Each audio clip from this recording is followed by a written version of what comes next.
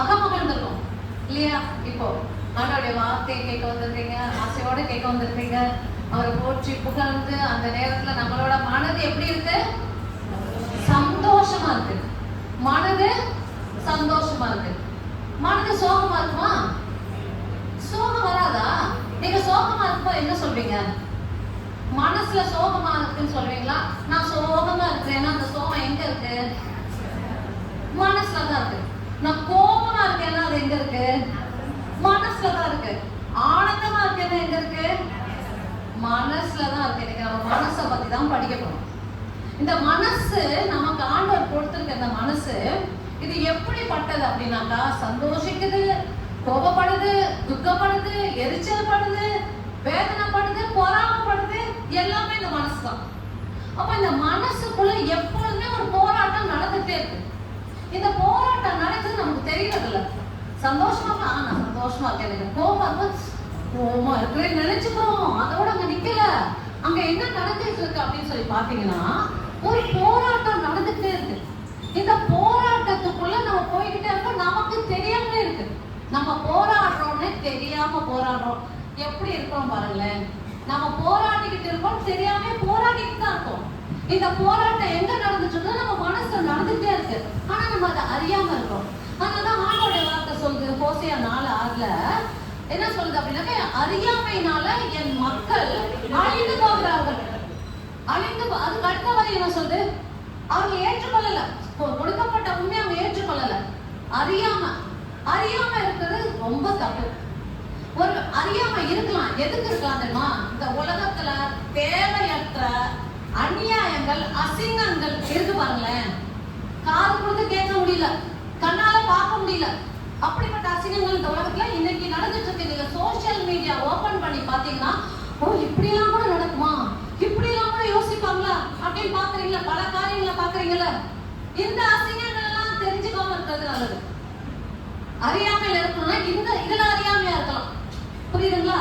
ஆனா ஆண்டவர் வார்த்தை சொல்லி, என்னை குறித்து நீ அறிந்து கொள், நான் உனக்காக செய்த அனைத்தையும் அறிந்து கொள், நான் உனக்காக நான் இருக்கிறேன், அதை நீ அறிந்து கொள் அப்படின்னு சொல்றாரு.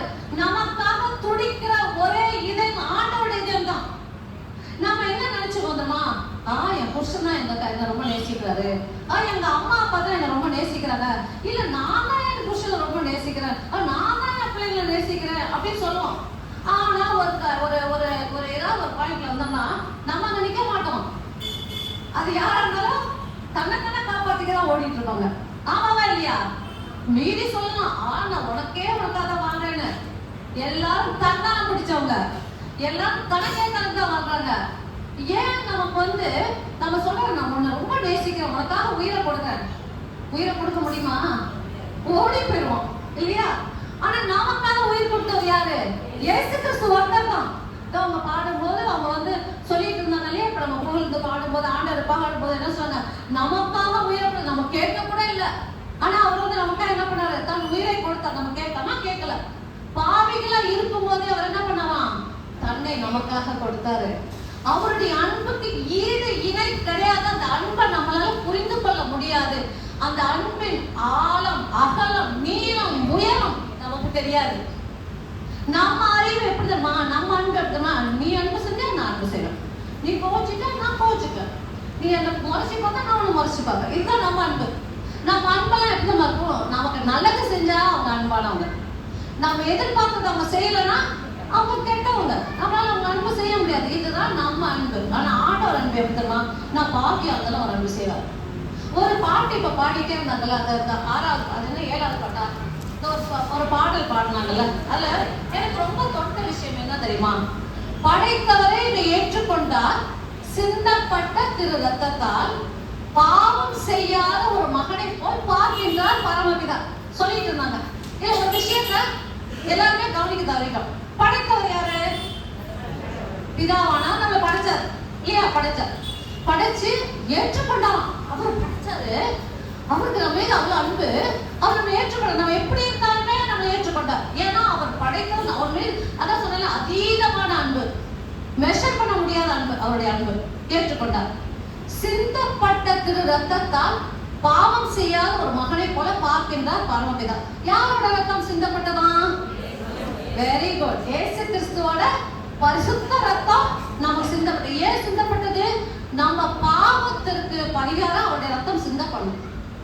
ரத்தம் சிந்துதல் இல்லாமல் மன்னிப்பு இல்லை கொடுக்கப்பட்டிருக்கா. அப்போ அந்த அந்த பாவம் மன்னிக்கப்படணும்னா குற்றமற்ற ரத்தம் சிந்தப்பட வேண்டும். அந்த குற்றமற்ற ரத்தத்தை யார் சிந்தினா? இயேசு கிறிஸ்து நமக்காக சிந்தினார். அந்த ரத்தம் சிந்தப்பட்டுச்சு. இப்போ பாவம் செய்யாத ஒரு மகனை போல பார்க்கின்றார் பரமபிதா.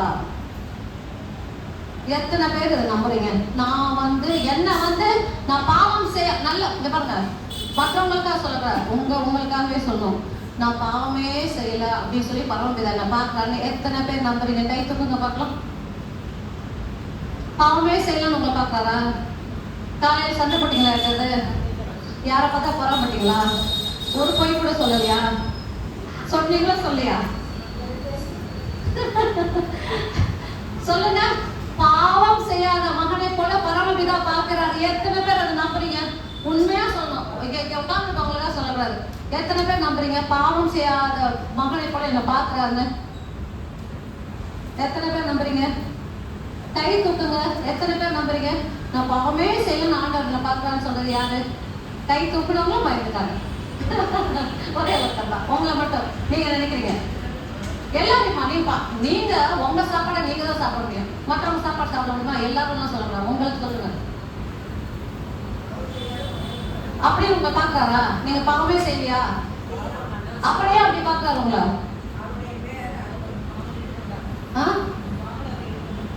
இயேசுக்கு சேர்த்து கொண்டார். பரமபிதா தன் மகன் இயேசுவை பார்க்கிறது போல உங்களை பார்க்கிறாருன்னு இந்த பாட்டு சொல்லுது. ஆமா, ஆனா நீங்க பாவம் செஞ்சுட்டே இருப்பீங்க.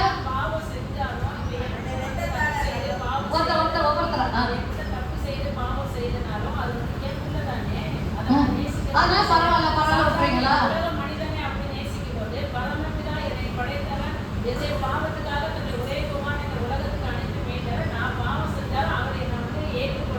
ஏற்றுக்கொள்வது வேற, ஏற்றுக்கொள்வது வேற.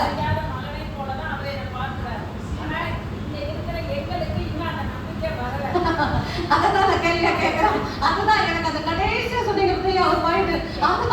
அதாவது எல்லாம் சொல்லிட்டு கடைசியா பட் அப்படின்னு ஒண்ணு சொல்றீங்க பாத்தீங்களா? பட்டு சொன்னா முன்னாடி தான் பொட்டுன்னு பேசும். பட்டு சொல்லக்கூடாது. Praise God, thank you Jesus. Correct. அதாவது என்ன சொல்ல வரேன் அப்படின்னு சொன்னா, இயேசு கிறிஸ்துவின் திரு ரத்தம் நமக்காக சிந்தப்பட்டுச்சு. அந்த ரத்தத்தால கழுவ போட்டோம். இங்க பிதா நம்மளை அப்படிதான் அன்போட பாவம் செய்ய போல பாக்குறாரு. யார பாக்குறாங்கிற ஒரு தெளிவு வேணும். யார கண்டிப்பா இங்க இருக்க எல்லாரும் என்னையும் பாக்குறாரு. ஆனா எப்படின்ற தெரிஞ்சுக்கணும். நம்ம மன்னிப்பு கேட்கணும். நமக்கு அந்த ரிப்பெண்டன்ஸ் வேணும். நான் பாவம் செஞ்சுட்டேன் அப்படின்றத குற்ற உணர்வு வேணும். நான் பாவம் செஞ்சுட்டேன், என்ன மீட்க நீங்க தான் வேணும். இயேசுவே உமது ரத்தம் இருந்தாதான் எனக்கு அந்த மன்னிப்பு உண்டு. மன்னிப்பு கேட்காத யாருக்கும் இது போதுதான். அதை நம்ம தெளிவா புரிஞ்சுக்கணும். மன்னிப்பு கேட்கணும். எனக்கு என்ன வேணும்? ரிப்பெண்டன்ஸ். ரிப்பெண்ட் பண்ணணும். என் மனதுல நான் பாவம் செஞ்சுட்டேன், ஆனா எனக்கு மன்னிப்பு தேவை. அந்த மன்னிப்பு கேட்கறவங்க யாருக்கு கேட்பாங்க? இயேசு கிறிஸ்து. ஏன் இயேசு கிறிஸ்துன்னா அவரால் மட்டும்தான் மன்னிக்க முடியும். இயேசுவால மட்டும்தான் மன்னிக்க முடியும். ஏன் அவரால் மட்டும்தான் மன்னிக்க முடியும்? ஏன்னா அவர் தான் நமக்காக தன்னை பிராயச்சித்தமாக கொடுத்தார், பரிகாரியாக கொடுத்தார். ஆட்டுக்குட்டியா தன்னோட ரத்தத்தை நமக்கு சிந்தினார். அவரால் தான் மன்னிப்பு கேட்டால் மட்டும்தான். மன்னிப்பு கேட்கறவங்க இயேசுவே என்னால இந்த பாவத்திலிருந்து வெளியே வர முடியாது, இயேசுவே எனக்கு இந்த பாவம் தான், நான் நரகத்துக்கு தான் போவேன், உம்மால மட்டும்தான், நீர் ஒருவரே தெய்வம், நீர் ஒருவரே என் கடவுள் அப்படின்னு ஏற்றுக்கொண்ட அவங்களுக்கு மட்டும்தான், விசுவசிக்கிறவங்களுக்கு மட்டும்தான். இயேசுவை விசுவசிச்சு உம்மால மட்டும் you are my savior, you are my lord god and savior ன்னு சொல்றவங்களுக்கு தான் அந்த பாவ மன்னிப்பு உண்டு. அந்த பாவ மன்னிப்பை பெற்றுக்கொள்ளும் போது அவருடைய ரத்தம் நம்மளை அப்படியே கழுவி சுத்தமாக்கி விடுகிறது. அது அப்படியே கழுவி சுத்தமாக்குறவங்கள பிதா பாக்குறாரு. என் பிள்ளை எல்லா பிள்ளையும் எப்படி நம்ம பாக்குறாரு? எல்லாருமே எப்படி பாக்குறாரு? இயேசுவை பாக்குறாரு. இயேசு குற்றமற்றவர், பாவம் இல்லாதவர். அந்த பாவம் இல்லாத இயேசுவினால் இன்னைக்கு பாவியாக்க நான் மன்னிப்பை பெற்றுக்கொண்ட போது இயேசுவால தான் என்ன மன்னிக்க முடியும். இவர் தான் என் மீட்பன் அதை பெற்றுக்கொள்ளும் போது நான் அந்த ரத்தத்தால கழுவப்பட்ட என்ன பிதா பாவமற்றவர்களாக பார்க்கறது அந்த வார்த்தைகள். இந்த பாட்டில் நீங்க பாடுனீங்களா? அது பாட்டுல அதான் இன்னொரு பாடுங்களேன். அந்த வரியை மட்டும் பாடுங்க. தான்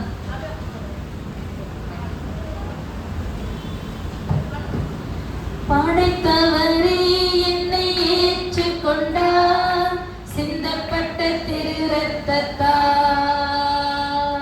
படைத்தவரே என்னை ஏற்றுக்கொண்டார், சிந்தப்பட்ட திரு ரத்தத்தால்.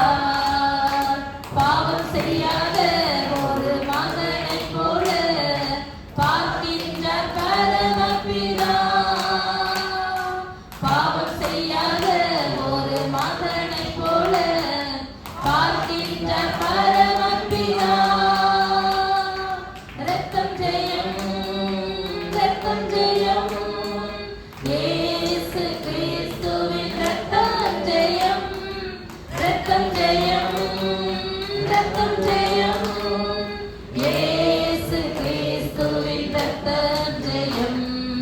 ரத்தத்தினாலே கழுவப்பட்டே, பரிசுத்தமாக்கப்பட்டே. Thank you Jesus. சொல்லுங்க, நன்றி இயேசுவே, நன்றி இயேசுவே, நன்றி இயேசுவே, நன்றி இயேசுவே, நன்றி இயேசுவே, நன்றி இயேசுவே. அப்பா பிதாவே, இந்த நேரத்துக்காக உமக்கு நன்றி செலுத்துகிறேன் அப்பா. இந்த நேரத்துல இதோ இந்த இடத்துல அப்பா உமது பிரசனத்தை தந்திருக்கிறேன் என்பதற்காக நன்றி ஆண்டவரே. அற்புதங்களை அதிசயம் செய்யுங்க அன்பான பிதாவே. இதோ உமது ஒரே மகனாக இயேசு கிறிஸ்து எங்களுக்காக தந்தீரே, உமக்கு நன்றி, நன்றி ஆண்டவரே. இயேசுவே, நீர் உமது இரக்கத்தினால உமது பேர் அன்பினால அப்பா நீர் எங்களை மன்னித்தது மட்டுமல்ல, எங்களுக்காக நீர் மரித்து உயிர்த்தது மட்டுமல்ல, எங்களை மீட்டுக் கொண்டது மட்டுமல்ல, உமது கிருபையை தந்திருக்கிறீர் அப்பா. உமது கிருபை நாங்கள் என்றைக்கும் உமது கிருபை இருக்க வேண்டும் என்பது உமது கிருபை தந்து எங்களை காத்துக் கொண்டோரே, உமக்கு நன்றி.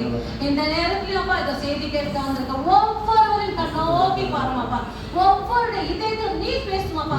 இதோ இந்த மனது உமது வார்த்தைக்கு கட்டுப்பட்டதாக இருக்க வேண்டும் அப்பா. இந்த மனது சாத்தானால் அலைக்கழிக்கப்பட்ட சாத்தானின் பொய்களுக்கு போய் விடாதபடிக்கு இயேசுவே நீரே இங்கிருந்து ஆளுகை செய்கிறீர். உமது வார்த்தையால் நாங்கள் வெற்றி கொள்ள முடியும் என்பதற்காக நன்றி ஆண்டவரே. பிரச்சனைகள் வரதான் செய்யும். பிரச்சனைகள் வரும்போது இந்த பிரச்சனை வந்துவிட்டதே, இந்த பிரச்சனையை நான் எப்படி போரிட முடியும் என்று எங்களுடைய உள்ளத்தாலும் எங்களுடைய பிசிக்கல் மனதாலும் நாங்கள் அதை போரிட நினைக்கும் பொழுது, அதை வெற்றி காண முடியாது தோற்று நிற்கும் பொழுது, அந்த பிரச்சனை கண்டு நான் இதுல இருந்து எப்படி வெளியே வருவேன் தோண்டு போய் நிற்கும் பொழுது அப்பா உங்கள் வார்த்தை சொல்லு, என் வார்த்தை நான் உன்னோடே இருக்கிறேன், என் வார்த்தையை எடுத்து நீ உபயோகப்படுத்து, வார்த்தையை உபயோகப்படுத்தி இதோ நீ வெற்றிக்கான் அப்படின்னு நீங்க சொல்லி வார்த்தையான தேவனை நீ எங்களோடு இருக்கிறீரப்பா. கைவிடாமல் காத்து கொள்பவரே, துணையாக இருப்பவரே, ஒரு பொழுதும் எங்களை விட்டு விலகாதவரே, உண்மை போற்றுகிறோம், உண்மை வாழ்த்துக்கிறோம், உமக்கு நன்றி செலுத்துகிறோம் ஆண்டவரே. நன்றி நன்றி நன்றி ஆண்டவரே. இந்த நாள் எங்க வந்து ஒவ்வொருவரும் விடுதலை பெற்றவர்களாக செல்லட்டும் அப்பா. விடுதலை ஆண்டவரே, அவர்கள் மனதிற்குள்ளாக இருக்கும் அந்த அடிமைத்தனம் உடைத்து கலைத்தறிந்த ஆண்டவரே, சாத்தானை பிடித்து விடுபட்டவர்களாய் ஆண்டவரே, கவலைகளிலிருந்து விடுபட்டவர்களாய் ஆண்டவரே, சோதனைகளிலிருந்து விடுபட்டவர்களாய் ஆண்டவரே, இந்த நாள் அவர்கள் விடுதலை நாள், விடுதலை பெற்றவர்களாக அவர்கள் செல்வதற்காக நன்றி ஆண்டவரே. இதோ வந்தவர்கள் வெறும் கையோட போவதில்லை ஆண்டவரே, உண்மை தாங்கினவர்களாய், உமது வார்த்தையை பெற்றவர்களாய், அதனால் உயர்வு அடைந்தவர்கள், வாழ்வை பெற்றவர்களாய் இந்த இடத்திற்கு செல்லும் போது அவர்கள் வாழ்க்கை மாற்றமானதாக இருப்பதற்காக நன்றி ஆண்டவரே. இயேசுவே உமக்கு புகழ், இயேசுவே உமக்கு நன்றி. அன்பின் ஆண்டவரே, ஆவியானவர் என்னோடு இருந்து என்னை மறைத்து நீர் வெளிப்படும் அப்பா. என்னை மறைத்து நீர் வெளிப்படும். வாயில் வைத்த வார்த்தைகள் என் எண்ணங்களை கூட்டி நீதாமே ஆண்டவர் நீங்க பேச போகிறேன் என்பதற்காக நன்றி. நன்றி ஆண்டவரே. இயேசு நாமத்தில் நன்றி செலுத்துகிறேன் நல்ல பிதாவே. ஆமென் ஆமென் ஆமென். Praise God, praise God. Thank you Jesus. Hallelujah. Hallelujah. Hallelujah.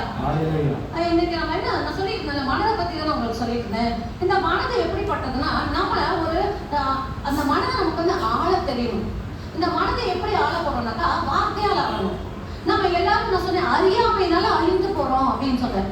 அந்த அறியாமை எப்படின்னா, இந்த மனதை வார்த்தையினால நம்ம வெற்றி கொள்ளணும்னு தெரியாததுனால ஆண்டவருடைய வார்த்தை வாழ்க்கையில் இல்லைன்னா தோல்விதான். நான் போராடுற போராட்டம் தோல்விதான். I'll be a loser. ஆனா நான் வின் பண்றத ஆண்டவர் என்ன சொல்றாருன்னா, சோதனைகள் வரும். இந்த உலகத்துல வந்து சோதனைகள் உண்டு. ஏன்னா சோதனை வென்றவர் அவர். இயேசு கிறிஸ்து சோதனை வென்றவர். இயேசு கிறிஸ்து யாரு? வார்த்தையான தேவன். அந்த வார்த்தையான தேவன் என்ன பண்றாரு? நம்ம கூட இருந்து இந்த வார்த்தையால நீ எல்லாவற்றையும் வெற்றி கொள்ள முடியும். அதனால ஒண்ணு சொல்ல கேளுங்க, எப்படி நம்ம வந்து ஒரு சப்ஜெக்ட் படிக்கிறோம் அப்படின்னா, ஆங்கிலமே படிக்கிறோம்னா ஏபிசிடி தெரியாம ஆங்கிலம் கத்துக்கொள்ள முடியுமா? தமிழ் படிக்கணும்னா ஆனா அவனை தெரியாம நீங்க தமிழ் படிக்க முடியுமா? அது போல நம்ம கிறிஸ்தவ வாழ்க்கைக்கு, நம்ம கிறிஸ்தவத்தில் ஜெயிக்கிறதுக்கு, கிறிஸ்தவ வாழ்க்கை வாழ்றதுக்கு நமக்கு தேவையானது யோசுவா 1:8.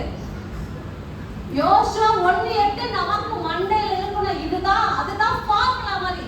மேத்ஸ் போடும்போது ஃபார்முலா இருந்தாக்கதான் அதுல வந்து நம்ம கணக்கோட ப்ராப்ளம்லாம் நம்ம சால்வ் பண்ண முடியும் இல்லையா? அது போல நம்ம வாழ்க்கையில, ஒரு நிமிஷம் சிஸ்டர், நம்ம வாழ்க்கையில நம்ம ஜெயிக்கணும்னா யோசுவா 1:8 அப்படியே உங்களோட மனசுல இருக்கும். அது என்ன சொல்லுதோ அதை நீங்க செஞ்சுக்கலாம். வாழ்க்கையில வெற்றி.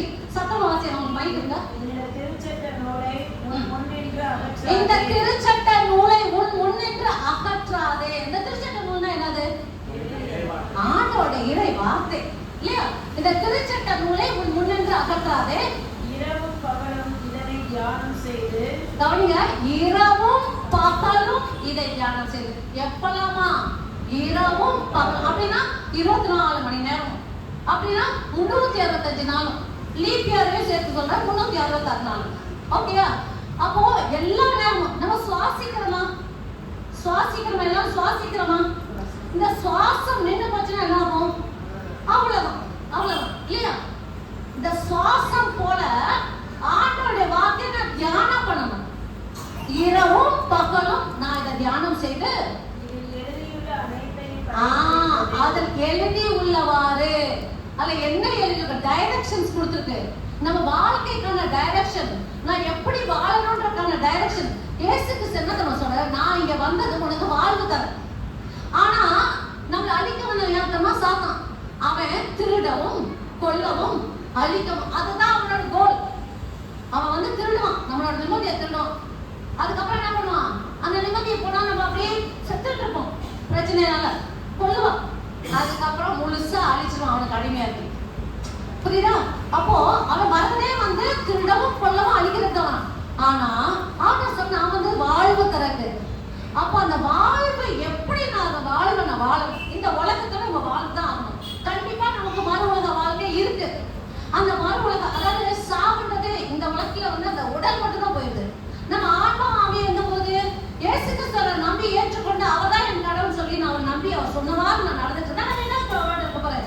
இது வந்து இந்த உலகத்து வாழ்க்கை. அதாவது ஒரு ஸ்கூலுக்கு போனோம்னா இந்த ஸ்கூல்ல முடிக்கிறோம், அதுக்கப்புறம் காலேஜ் போயிடும் படிக்கிறது. அது மாதிரி இந்த உலகத்துல இருந்து அடுத்த விண்ணக போயிடும். புரியுதா?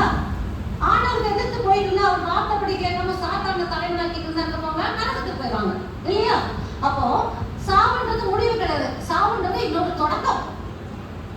இந்த உலகத்துல முடிஞ்சு இன்னொரு தொடக்கம். அப்போ இந்த உலகத்துல இருக்க வரைக்கும் நம்ம வாழ்ந்துதான் ஆகணும். எப்படி வாழணும்? இந்த விவிலியத்துல சொல்லப்படி வாழ்றது. அவர் சொல்றாரு, இதுல எழுதி உள்ளவாறு, விவிலியத்துல கொடுத்திருக்கிற எழுதி உள்ளவாறு. வாசிங்க சிஸ்டர். கடைபிடிப்பதில் கவனமாயிரு. அனைத்தையும் கடைபிடிப்பதில் கவனமாயிரு. அப்பொழுதுதான் நீ செல்லும் இடமெல்லாம் நலம் பெறுவாய். நீ செல்லும் இடமெல்லாம் நலம் பெறுவாய். அப்படின்னா என்னன்னா, நான் இங்க இருந்து தஞ்சாவூர் போனா நலமாயிருவேன், இங்க இருந்து மதுரை போனா, நீங்க இங்க இருந்து அடுத்த வீட்டுக்கு போனாலும், இங்க இருந்து நீங்க பக்கத்து வீட்டுக்கு போனா, நீங்க இருக்கிற ஒரு ரூம்ல இருந்து இன்னொரு ரூம் போனாலும், எங்க போனாலும் நீங்க வெற்றி பெற்றவர்களா இருப்பீங்கன்னா என்னதுமா?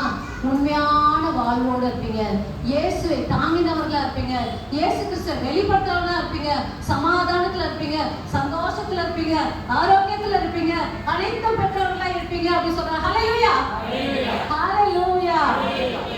சொல்லுங்க சிஸ்டர். வெற்றி காண்பாய். நீ எங்க செல்லும் இடம்னா வெற்றி காண்பாய். அப்போ ஆண்டவர் என்ன சொல்ற? உனக்கு வெற்றி உண்டு. வாழ்வும் வெற்றியும் நமக்குரியது.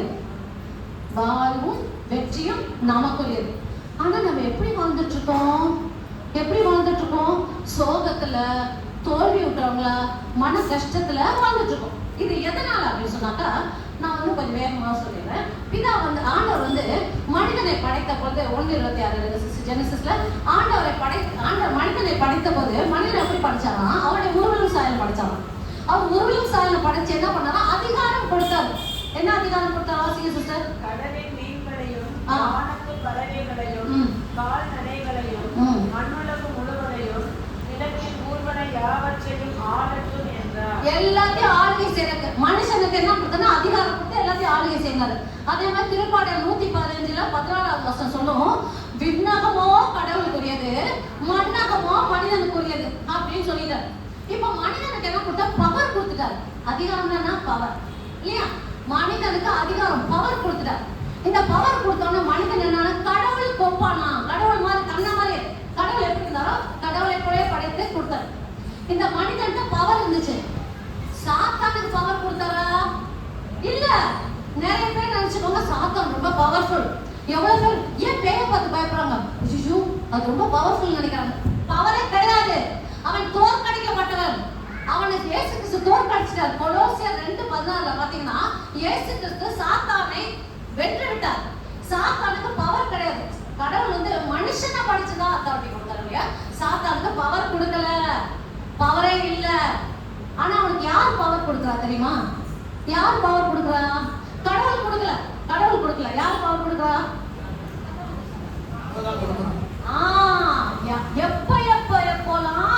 எப்பெல்லாம் அவன் பேச்சு கேட்கிறோமோ அப்பெல்லாம் என்ன பண்றோம்? சாத்தானுக்கு நம்ம பவர் கொடுக்குறோம்.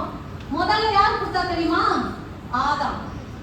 ஆண்டவர் சொன்னாரு, இந்த மரத்துல இருந்து கனி சாப்பிட்டாருப்பா, உனக்கு நன்மை தீமைன்னு தெரிஞ்சிடும், அந்த தெரிஞ்சுக்க வேணாம் அப்படின்றதா சொன்னாரு. ஆனா அவன் என்ன பண்ணா? ஏவாள் கிட்ட வந்து அந்த சாத்தான் பேசினோட அவன் என்ன பண்ணிச்சது? அவனுக்கு எண்ணம் கொடுத்தது. என்ன கொடுத்தது? எண்ணம், ஒரு தாட் கொடுத்துச்சு, ஒரு எண்ணம். என்ன எண்ணம்? நம்ம கடவுளை போல இல்ல, இதை சாப்பிட்டா உனக்கு ஒண்ணு ஆகாது.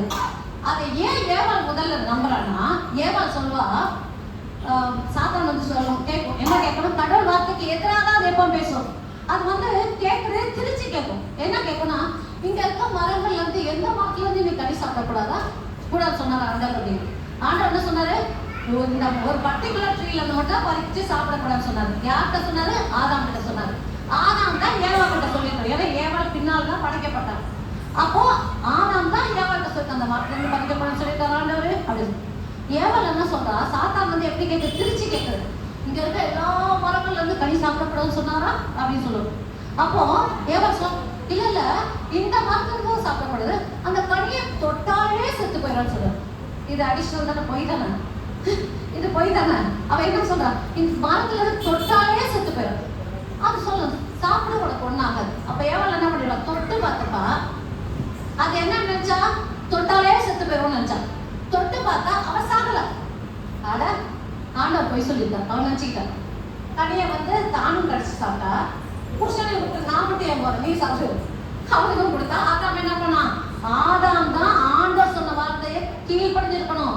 ஆதாம் என்ன சொல்லி, ஐயோ ஏவாளே நீ என்ன காரியம் பண்ணிட்டு சாப்பிட்டு கூடாதுன்னு சொல்லிடுவான். ஆனா அவன் என்ன பண்ணான்? குடியன் வாங்கி சாப்பிட்டான். இது நடந்த உடனே என்னாச்சு? மனிதனுக்கு கொடுக்கப்பட்ட அதிகாரம் சாத்தானுக்கு போயிடுச்சு. ஆண்டவர் மனுஷனுக்கு அதிகாரம் கொடுத்தாரு. எப்போ ஆண்டவருக்கு கீழ்படியலையோ, கீழ்படியாத என்னாச்சு? சாத்தானுக்கு போயிடுச்சு அந்த பவர். இவனுக்குள்ள எல்லா அதிகாரமும் சாத்தானுக்கு போயிடுச்சு. இப்ப என்ன பண்ணிட்டான்? இது வரைக்கும் கடவுள் போல இருந்தவன் இன்னைக்கு சாத்தானுடைய நேச்சரை, அதோட குணத்தை பெற்றுக்கொண்டான். அதனாலதான் பாவம் இந்த உலகத்துக்குள்ள வந்தது. அப்போ என்ன வந்தது? அவங்களுக்கு கொடுத்தது எண்ணம், ஒரு தாட். இதை நீ சாப்பிட்டீன்னா உனக்கு ஒண்ணும் ஆகாது. ஒரு பிரஷர் அவங்க மனசுக்குள்ள, நீ இதை செஞ்சீனா ஒண்ணும் ஆகாது, கடவுளுக்கு எதிராக நீ செஞ்சீனா ஒண்ணும் ஆகாது. அதுதான் இன்ன வரைக்கும் இப்ப வரைக்கும் நடந்துட்டு இருக்கு. சாத்தான் என்ன பண்ணுவான்? எண்ணத்தை கொடுப்பான். ஒரு தாட் மனசுக்குள்ள வந்து ஒரு எண்ணம், ஒரு சின்ன எண்ணம். அந்த எண்ணம் கொடுத்து அந்த எண்ணத்தை நம்ம உள்வாங்கிட்டோம்னா, அவன் சொல்றதை நம்ம நம்பிட்டோம்னா நம்ம என்ன ஆகும்? ரோமர் 6:16 வாசிங்க சிஸ்டர் சத்தமா. ரோமர் புத்தகத்துல 6:16. நீ எதற்கு அடிபணிந்து கீழ்படுகிறாயோ நீ அதற்கே அடிமையாவாய். ரோமர் 6:16. எதற்கு அடிமைகளாக உங்களை ஒப்புவித்து கீழ்ப்படுகிறீர்களோ அதற்கே நீங்கள் அடிமைகள் என்பது உங்களுக்கு தெரியும் அன்றோ? எதற்கு அடிமையாக உங்களை ஒப்புவித்து, எதற்கு அடிமையாக நல்லா தெரிஞ்சுக்கோங்க. எதை கேட்டு அதை நம்புறீங்களோ அது கடவுளுடைய வார்த்தைக்கு எதிரானது அப்படின்னு தெரியாம எதை கேட்டு கடவுள் சொன்னது பாருங்களேன், கடவுள் சொல்ற வார்த்தைக்கு மாறாக எதிராக தான் அவன் பேசும் எப்பொழுதுமே. அந்த எண்ணத்தை கொடுத்து அவன் என்ன பண்ணுவான்? அந்த அழிக்க வருவான். அப்போ எதற்கு அடிமையாக உங்களை ஒப்புவித்து கீழ்படுகிறீர்களோ? நம்ம யாருக்கு கீழ்படியணும்? கடவுளுக்கு கீழ்படியணும். ஆனா நம்ம கீழ்படுகிறது எதுக்காங்க? சாத்தானுக்கு. அப்ப அதற்கே நீங்கள் அடிமைகளாக போவீர்கள். அப்ப யார் தலைவனாகிறா? சாத்தான் தலைவனாகிறா. யார் அடிமையாகிறா? கீழ்படிஞ்ச மக்கள் அடிமையாகிறாங்க. அப்போ எனக்கு ஒரு கோபம் வருது, உங்க மேல கோபம் வருது. சாத்தான் சொன்னா, விடாத, அவங்க நல்லா பேசு, நல்லா திட்டி விடு. நீ ஏன் விடுற, திட்டு அப்படின்னு சொல்லுவான். நான் வந்து உங்க நல்ல கடுமையான வார்த்தையில உங்க திட்டி விடுறேன். நான் யாரு கேட்கிறேன்? சாத்தான கேட்கிறேன். சாத்தான் என்ன சொல்றான்? நல்லா திட்டு. அப்ப என்ன வரும் உங்களுக்கு? எனக்கும் பகை வரும். பகை வருமா? ஆண்டவர் என்ன சொல்லி கொடுத்துருக்காரு? அன்பு செய்ய சொல்லியிருக்காரு. சாத்தான் என்ன சொல்றான்? கோபப்படு, திட்டு, எரிச்சல் மூட்டு, நீ பகையில இரு சொல்லித்தரானா? அப்ப நான் அதை கேட்டேன்னா நான் சாத்தான் என்ன பண்றேன்? தலைவன் ஆக்கிக்கிறேன். கடவுளை வந்து என்ன பண்றேன்? தள்ளி விட்டுறேன். இப்படிதான் அவன் எண்ணங்களுக்குள்ளாக வந்து என்ன பண்றான்? ஒவ்வொரு காரியங்களா நம்ம கிட்ட பல காரியங்களை அவன் செய்து கொண்டிருக்கான். இப்போ நம்ம பார்க்கிறோம் 2 கொரிந்தியர் 10:3-5 வாசிங்க சிஸ்டர். 2 கொரிந்தியர் 10:3-5. இந்த வசனம் நமக்கு ரொம்ப அழகாக சில விஷயங்களை சொல்லி இன்னைக்கு அந்த உண்மையை தெரிஞ்சுக்கணும். நாங்கள் உலகில் தான் வாழ்கிறோம், எனினும் எங்கள் போராட்டம் உலகை சார்ந்தது அல்ல. நித்தியத்தியாசம். நாங்கள் உலகில் தான், இந்த உலகத்துல தான் நம்ம வாழ்றோம், இந்த உலகத்துல தான் வாழ்றோம். ஆனா எனினும் எங்கள் போராட்டம் உலகை சார்ந்தது அல்ல. எனினும் எங்கள் போராட்டம் உலகை சார்ந்தது அல்ல. அப்ப உலகை சார்ந்தது அல்லனா இது வந்து தெருக்கு தெரு சண்டையோ, மத சண்டையோ, இல்ல வந்து நாட்டுக்கு நாட்டு சண்டை, அதை பத்தி பேசல. உலகில் தான் இருக்கும். ஆனா இந்த சண்டை உலகத்தை குறித்ததல்ல. அப்ப எதை குறித்துதான் சொல்லுங்க? எங்கள் போராட்டத்தில் நாங்கள் பயன்படுத்தும் கருவிகள். அதுக்கு முந்தைய நான் மறுபடியும் வாசிக்கிறேன். நாங்கள் உலகில் தான் வாழ்கிறோம், எனினும் எங்கள் போராட்டம் உலகை சார்ந்தது அல்ல. உலகை சார்ந்தது அல்ல. உலகை சார்ந்தது அல்ல அப்படின்னாக்கா இது எதை சார்ந்தது? என் மனதை சார்ந்தது. போராட்டம் எங்க இருக்குதான்? மனசுல இருக்குது. இந்த போராட்டம் உலகத்துல உள்ள போராட்டத்தை பத்தி பேசல, மனதை பற்றிய போராட்டம். ஒரு விஷயம் நம்ம தெரிஞ்சுக்கணும், நம்ம இருக்கிற இந்த பிசிக்கல் வேர்ல்ட், பார்க்கிற உலகத்தை விட நம்ம காணாத உலகம் ஒண்ணு இருக்கு. எபிரேயர்ல வந்து 11:3 வசனம் சிஸ்டர். காணாத உலகம் இருக்கு. அந்த காணாத உலகம் தான் பேரண்ட் வேர்ல்டு, ஸ்பிரிச்சுவல் வேர்ல்டு. ஆண்டவருடைய ஆவிக்குரிய அந்த உலகம் தான் பேரண்ட் வேர்ல்டு. பேரண்ட் வேர்ல்டு என்ன சொல்றது? தாய் தாய் தாய் சனம், அந்த ஒரு உலகம். அதுதான் உண்மையான உலகம். நம்ம இந்த பார்க்கறதெல்லாம் என்னன்னாக்கா இது இந்த உலகம் அழிஞ்சு போயிடும், இந்த உலகம் அழிஞ்சு போயிடும். ஆனா ஸ்பிரிச்சுவல் வேர்ல்டுன்னு ஒண்ணு இருக்கு, நம்ம கண்ணால பார்க்க முடியல. வாசிங்க 11 எபிரேயர் 11:3 வாசிங்க. உலகம் முழுமையும் கடவுளின் சொல்லால் உருவாக்கப்பட்டது என்றும்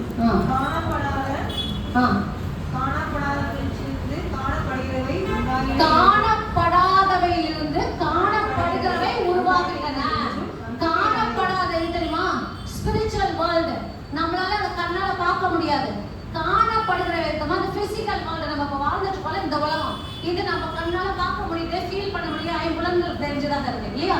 அப்ப காணப்படாத உலகம் தான் உண்மையான உலகம். காணப்படல, அதுல இருந்து காணப்படுகிற உலகம் இந்த உலகம். இப்போ இங்க லைட் எல்லாம் எரியுதுல, அங்க கரண்ட் இருக்கா? எப்படி எரியுது? கரண்ட் இருக்கு. நம்புறீங்களா? எல்லாம் கரண்ட் இருக்கு நம்புறீங்களா? நம்புறீங்க. அப்ப கரண்ட் இருக்குன்றத நான் எப்படி, நான் லைட் எரியுது சரி, கரண்ட் எனக்கு கண்ணால பார்க்க முடியுதா? இல்ல, லைட் எரியுறதுனால கரண்ட். அந்த மாதிரி காணப்படல, ஏன்னா தெரியல. ஆனா தெரியுறது என்னன்னா லைட் எரியுறதுனால கரண்ட் இருக்குது. அது மாதிரிதான் இந்த உலகம். From the spiritual world ஒரு physical world வந்திருக்கு. புரியுதுங்களா? அப்போ நம்ம என்ன பண்ணணும், இந்த பிசிக்கல் வேர்ல்டுல இருக்கும்போது இந்த போராட்டம் மனதில ஏற்படும் போது நம்ம என்ன நினைச்சுக்கணும்னா இந்த உலகத்துல உள்ள போராட்டம் தான் நம்ம மனசுல இருக்கு. இல்ல, இதோட ரூட், இதோட ரீசன் எங்க இருக்கு? ஸ்பிரிச்சுவல் இருக்கு. அதை பார்க்கணும். எதனால இந்த சண்டை வருது, எதனால இந்த போராட்டம் வருது, எதனால இந்த கஷ்டம் வருது, இதுல இருந்து நான் எப்படி விடுபடணும்? அடுத்த வசனம் வாசிங்க. இது கொரிந்தியர் சிஸ்டர், கொரிந்தியர். எங்கள் போராட்டத்தில் நாங்கள் பயன்படுத்தும் கருவிகள் உலக சார்ந்தவை அல்ல. எங்கள் போராட்டத்தில் நாங்கள் பயன்படுத்தும் கருவிகள் உலக சார்ந்தவை, உலக சார்ந்ததல்ல. பாருங்க, மறுபடியும் பாருங்க, இது உலகம் சார்ந்ததல்ல. நம்ம உலகத்துல தான் வாழ்றோம், ஆனா இந்த சண்டை வந்து உலகத்துல உள்ளது இல்ல சொன்னாரா? அதே மாதிரி இப்ப என்ன சொல்றாரு? நான் பயன்படுத்தும் கருவிகள் உலக சார்ந்தது அல்ல, மாறாக அவை கடவுளின் வல்லமையால், அவை கடவுளின் வல்லமையால். அண்டர்லைன் பண்ணிக்கோங்க, கடவுளின் வல்லமையால். கடவுளின் வல்லமை எதுல இருக்கு? வார்த்தை. வார்த்தையில இருக்க. Praise God. யார் சொன்னா? கை தட்டிக்கோங்க. நீங்க ஸ்டார்ட் பண்ணிக்கோங்க. கடவுளின் வல்லமை எதுல இருக்கு? வார்த்தை, இறை வார்த்தையில இருக்கு. அப்படின்னா கடவுளின் வல்லமையால் அரண்களை தகர்த்தெறியக்கூடியவை அவற்றை கொண்டு தர்க்கவாதங்களையும் கடவுளை பற்றிய அறிவுக்கு எதிராக நடைத்தூக்கும் அனைத்து வேட்கைகளையும் தகர்த்தெறிகிறோம். அதாவது கடவுளின் வல்லமையால், கடவுளின் வார்த்தையால் அரண்களை உடைக்கிறோம். இப்ப நீங்க வந்து கேட்கணும், அரண்கள்னா என்ன? அரண்னா என்ன? இதை வந்து இங்கிலீஷ்ல சொன்னா ஸ்ட்ராங் ஹோல்ட் அப்படின்னு சொல்லுவாங்க. அரண் அப்படின்றது ஸ்ட்ராங் ஹோல்ட் அப்படிம்பாங்க. சரி, இந்த அரண் அப்படின்னா என்ன அப்படின்னா ஒரு பெரிய கோட்டை மாதிரி, பெரிய கோட்டை. அந்த கோட்டை செவர், இப்ப இந்த செவர் இருக்கு பார்த்தீங்களா, இந்த இதோட வித்து இருக்கு பார்த்தீங்களா, இந்த வித்து இது வந்து அவ்வளவு அகலமா இருக்கும். அது மேல சேரியட்டே ஓடலாமா. சேரியட்னா ரதமே ஓடலாமா. அந்த அளவுக்கு அகலமா இருக்குமா. அந்த மாதிரி வந்து பலமான கோட்டையாக கட்டியிருப்பாங்க. இந்த பலமான கோட்டை எதுக்கு கட்டுவாங்கன்னாக்கா கைதிகளை வைக்கிறதுக்காக, கைதிகளை உள்ள சிறை கைதிகளை வைக்கிறதுக்காக பெரிய கோட்டை கட்டி அதை வந்து இப்போ ஒரு நாட்டு மணல் இன்னொரு நாட்டு மணல் சண்டை போட அங்க உள்ள கைதிகள்லாம் கொண்டு வைப்பாங்க. அப்போ அந்த கைதிகளை வச்சு அவங்க தப்பி ஓடிடக்கூடாது அப்படின்றதுக்காக இவ்வளவு பெரிய கோட்டை கட்டுவாங்க. அந்த சவர் பார்த்தீங்கன்னா அது மாதிரி சேரியட்டே ஓடுன்னு சொல்றாங்க பார்த்தீங்களா, அந்த அளவுக்கு கடினமான கோட்டை. அந்த கோட்டையை உடைக்க முடியுமா? உடைக்க முடியாது. தகர்க்க முடியுமா? தகர்க்க முடியாது. அப்போ அப்படிப்பட்ட கோட்டைக்குள்ளாக கைதிகளை வைக்கிறதுக்காக அவங்க கட்டுறதுதான் அந்த அரண்கள். இது வந்து இந்த உலகத்துல உள்ள பிசிக்கலானது நான் சொல்றேன். ஆனா இதே போல அரண்கள் நம்ம மனதுல உருவாகுது. எப்படி உருவாகுது அப்படின்னா என்ன? அது என்ன அரண் சிஸ்டர்? அது எப்படி மனசுல உருவாகும்? அது எப்படி மனசுல உருவாகும் அப்படின்னு கேட்டீங்கன்னா, ஒரு எண்ணம், ஒரு எண்ணம் நமக்கு வரும். அந்த எண்ணத்தை நம்ம என்ன பண்ணுவோம்னாக்கா அலோவ் பண்ணிட்டோம்னு வச்சுக்கோங்களேன். ஒரு எண்ணத்தை அலோவ் பண்ணா அந்த, அதாவது 10 வருஷமா இருக்கலாம், 15 வருஷமா இருக்கலாம், 20 வருஷமா இருக்கலாம். உங்க மாமியாரோ இல்லை உங்க மருமகளோ இல்லை உங்க அம்மாவோ அப்பாவோ தாத்தாவோ ஒரு வார்த்தை சொல்லியிருப்பாங்க. அந்த வார்த்தை என்ன பண்ணும்? ஞாபகத்துல நிற்கும். அந்த வார்த்தை என்ன பண்ணும்? காயப்படுத்தி இருக்கும். அந்த வார்த்தை என்ன பண்ணும்? யோசிக்கும் போது அவங்க சொன்ன வார்த்தையோட சேர்த்து இன்னொரு வார்த்தை வரும், இன்னொரு எண்ணம் வரும், இன்னொரு எண்ணம் வரும், ஒவ்வொன்றா வரும். எல்லாம் எப்படி வரும்? நெகட்டிவா வரும். நல்லதா வருமா? வராது. எப்படிப்பட்டதா வரும்? கெட்டதா வரும். அவங்களை பத்தி கெட்ட. ஏன்னா மனுஷன் பாவத்துக்குள்ள விழுந்த மனுஷனுக்கு எப்பவுமே வந்து நெகட்டிவா தான் நல்லா திங்க் பண்ணும். நல்லதா நினைக்க மாட்டான். கடவுளோட வார்த்தைப்படி நினைக்க மாட்டான். எல்லாம் தீமையானதா வேக வேகமா நினைப்பான். ஒருத்தரை பத்தி இவங்க இப்படிப்பட்டவங்க தான் அப்படின்னு பேசுறதுக்கு அவனுக்கு ரொம்ப பிடிக்கும். மனுஷன் நமக்கு தான் யாரையாவது குற்றம் சொல்லணும், யாரை பத்தியாவது பேசணும். புறம் பேசுறாங்க, ஏன் புறணி பேசுறாங்க? அவங்கள பத்தி கெட்டது பேசணும். ஒருத்தர் பண்ண சொன்னோம்னா நம்ம இன்னும் 4 சொல்லுவோம், இன்னொருத்தவங்க இன்னும் சொல்லுவாங்க. அதை கேட்டு நம்ம என்ன பண்ணோம்? கேட்டுட்டு மனசுக்குள்ள அதை அலோவ் பண்ணி அதையே சிந்திச்சுட்டு இருப்போம் இல்லையா? அப்போ இப்படிப்பட்ட சிந்தனைகள் ஒரு வார்த்தையினால நமக்குள்ளாக வர சிந்தனையானது என்ன பண்ணுன்னா சிந்திக்க அது பலமான சிந்தனை ஆகி அடுத்த நாள் நீங்க ரோட்ல அவங்களை பார்த்தா இவ்வளவு இவ்வளவு பத்தி தான் நம்ம நேற்று பேசலாம், இவ எப்படிப்பட்டவ யோசிப்போமா இல்லையா? யோசிப்பாங்க. அப்ப அந்த ஒரு சின்ன வார்த்தை, ஒரு சிந்தனை என்ன இருக்கு, நிறைய சிந்தனை ஆகி அவங்கள பத்தி நமக்கு ஒரு ஒப்பீனியனே கிரியேட் ஆயிடுது இல்லையா? இப்படிதான் நமக்குள்ளாக வருகிற ஒரு எண்ணம், அந்த எண்ணத்துக்கு மேலான எண்ணம், அந்த எண்ணத்துக்கு மேலான எண்ணம், இப்படி எண்ணங்களா வந்து என்ன பண்ணுதான், அது வந்து கடினப்பட்டு போயிடுது அவங்கள குறிச்சு. அப்ப அந்த எண்ணம் நமக்குள்ள ஆழமா வேர் விட்ட மரம் போல இறங்கிடுது. நமக்குள்ள என்ன வருது? பிட்டர்னஸ் வருது, கசப்பு வருது, வெறுப்பு வருது, அவங்க மேல ஒரு கோபம் வருது, அவங்க மேல ஒரு பகை வருது. இதெல்லாம் வந்து நமக்குள்ள வருது. இதெல்லாம் யாரு கொடுக்குறா? எதனால் வந்தது? ரோமர் 6:14 என்ன படிச்சோம்? நீ எதற்கு யாருக்கு நீ கீழ்படுகிறியோ அவனையே நீ தலைவனாக்கி கொள்வாய்ன்னு படிச்சோம் இல்லையா? அப்போ இந்த எண்ணம் எங்கிருந்து வருது? சாத்தான் நமக்கு கொடுக்குறோம். அந்த எண்ணத்தை நம்ம என்ன பண்றோம்? அலோவ் பண்றோம். இந்த எண்ணம் என்ன பண்ணுது? நமக்குள்ளாக வந்து ஒரு அரணாக, அசைக்க முடியாத ஒரு வேராக நமக்குள்ள அது வந்து படிந்து போயிடும். அது வந்து நமக்குள்ளாக அது வந்து நிறைஞ்சு போயிடும். அப்போ இதுதான் ஸ்ட்ராங் ஹோல்ட் அப்படின்னு. அவங்கள பார்க்கும்போதே நமக்கு ஏன் பிடிக்காம போது? அந்த எண்ணம் பலப்பட்டுருச்சு. அதனால நமக்கு அவங்கள பார்க்கும்போதே பிடிக்காம போயிடுது. அப்ப இந்த பலப்படுறத ஸ்ட்ராங் ஹோல்டு நமக்குள்ளாக என்னாச்சான்? கடினப்பட்டு ஸ்ட்ராங்கா இருந்த அந்த கோட்டை, அந்த அரண் போல ஆயிடுது. இது எப்படி நடக்குது? இப்ப நான் ஒரு உதாரணத்துக்கு சொல்றேன். ஒரு நல்லா படிக்கிற பையன் பையன் இருக்கான், ஒரு புத்திசாலி பையன், ஒரு நல்லா படிக்கிற பையனும் இருக்கான், ஒரு கிளவர் பையன் இருக்கான். கிளவர்னா புத்திசாலி பையன். பரீட்சைக்கு போறதுக்கு முன்னாடி இந்த நல்லா படிக்கிற பையன் என்ன பண்ணான்னா தினம் உட்காந்து ஃபார்முலா வச்சு மேத்மெட்டிக்ஸ் கணக்கு போடுறான். டெய்லி கணக்கு போடுறான். கணக்கு போட்டு எக்ஸாம் வந்துருச்சு. எக்ஸாம் வரும்போது இந்த இன்னொரு பையன் இருப்பாங்க, புத்திசாலி பையன். இவன் என்ன பண்றான், நான் தான் புத்திசாலி தானே, அவன் என்ன பண்றான், நாளைக்கு தானே எக்ஸாமு, இன்னைக்கு சாயங்காலம் ஒன்று இருக்குல்ல, இன்னைக்கு பார்த்துக்கலாம்னு சொல்லிட்டு இன்னைக்கு எடுத்து படிக்கிறான். எக்ஸாமுக்கு போனோன்னே இந்த டெய்லி போட்டான் பார்த்தீங்களா கணக்கு, அவன் டக்குனு பேப்பரை முடிச்சு அவன் என்ன பண்றான், சக்சஸ்ஃபுல்லா வந்துடும்.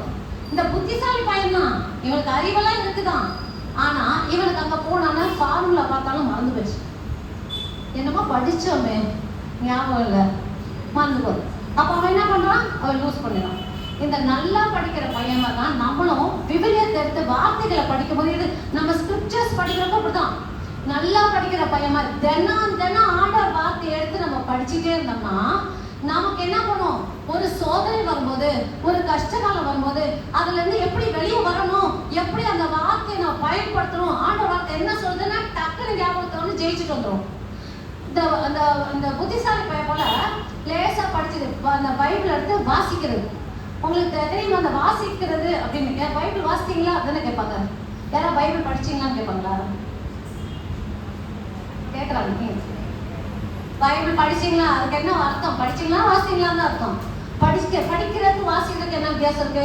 உங்க பிள்ளைய பார்த்து என்ன சொன்னேன், ஏய் படிச்சியா, படி இதெல்லாம் படிச்சியா என்ன சொல்லு அப்படி கேட்போம். வாசிக்கிறது என்ன, கதை புக்கு தான் வாசிப்போம், பேப்பர் வாசிப்போம், மேகசின்ஸ் வாசிப்போம் இல்லையா, அதான் வாசிக்கிறது. ஆனா எல்லாருமே பைபிளை வாசிக்க தான் செய்யறாங்களே, பைபிள் படிக்கிறது. படிக்கணும், தமிழ்ல தான் அந்த வாசிப்புன்றது. வாசிப்பு படிக்கணும். You must study the Bible, not read the Bible.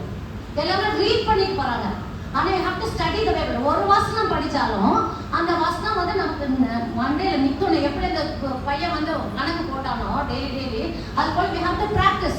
அது நம்ம மனதில் அது படித்திருந்து அது நிலைத்திருந்தாதான் நமக்கு அந்த வார்த்தை எடுத்து பேசணும், வார்த்தையை உபயோகப்படுத்தணும், வார்த்தை என்ன சொல்லுது அப்படின்னு தெரியுது. இப்ப நம்ம என்ன பார்த்தோம், இப்படிப்பட்ட கோட்டை கட்டப்பட்டாயிற்று. இந்த கட்டின கோட்டையை எப்படி உடைக்கணுமா, என்னென்ன கோட்டை கட்டப்படுது, நமக்குள்ளாக இமோஷன்ஸ்னால வர கோட்டைகள். இமோஷன்ஸ்னா என்ன, உணர்ச்சிகள். என்ன உணர்ச்சி, கோப உணர்ச்சி பத்தி சொன்னேன், பகை உணர்ச்சி பத்தி சொன்னேன். இந்த உணர்ச்சியெல்லாம் ஆண்டவர் கொடுத்திருக்காரு. எதுக்காக கொடுத்திருக்காரு தெரியுமா, நம்மளாம் வந்து இந்த மரக்கட்டை மாதிரி ரோபம் மாதிரி இருக்கிறது இல்லை, உணர்ச்சிகளை கொடுத்திருக்காரு. உணர்ச்சி இருந்தாதான் நான் பரிதாபப்பட முடியும், உணர்ச்சி இருந்தாதான் நான் உங்களை அன்பு செய்ய முடியும், உணர்ச்சி இருந்தாதான் நான் உங்களை லவ் பண்ண முடியும், உணர்ச்சி இருந்தாதான் எனக்கு கம்பேஷன் காட்ட முடியும் இல்லையா. உணர்ச்சியே இல்லைனாக்கா எல்லாம் மரக்கட்டை மாதிரி ரோபம் மாதிரி எப்படி போயிட்டு இருக்கோம் இல்லையா. ஆனா உணர்ச்சியை கொடுத்துருக்காரு. ஆனா இந்த உணர்ச்சி வந்து நம்மள ஆளுகை செய்யக்கூடாது, உணர்ச்சியை நம்ம ஆளுகை செய்யணும். புரியுதா, உணர்ச்சி நம்மள ஆளுகை செய்யக்கூடாது. யாரால அவங்க உணர்ச்சியை ஆளுகை செய்ய, அதாவது அடக்க முடியலையோ, உணர்ச்சியை தன்னோட கட்டுக்குள்ள வைக்க முடியலையோ, இவங்களாம் என்ன பண்ணுவாங்கன்னா குடும்பத்துல இருக்க மற்றவங்களை ஆளுகை செய்வாங்க.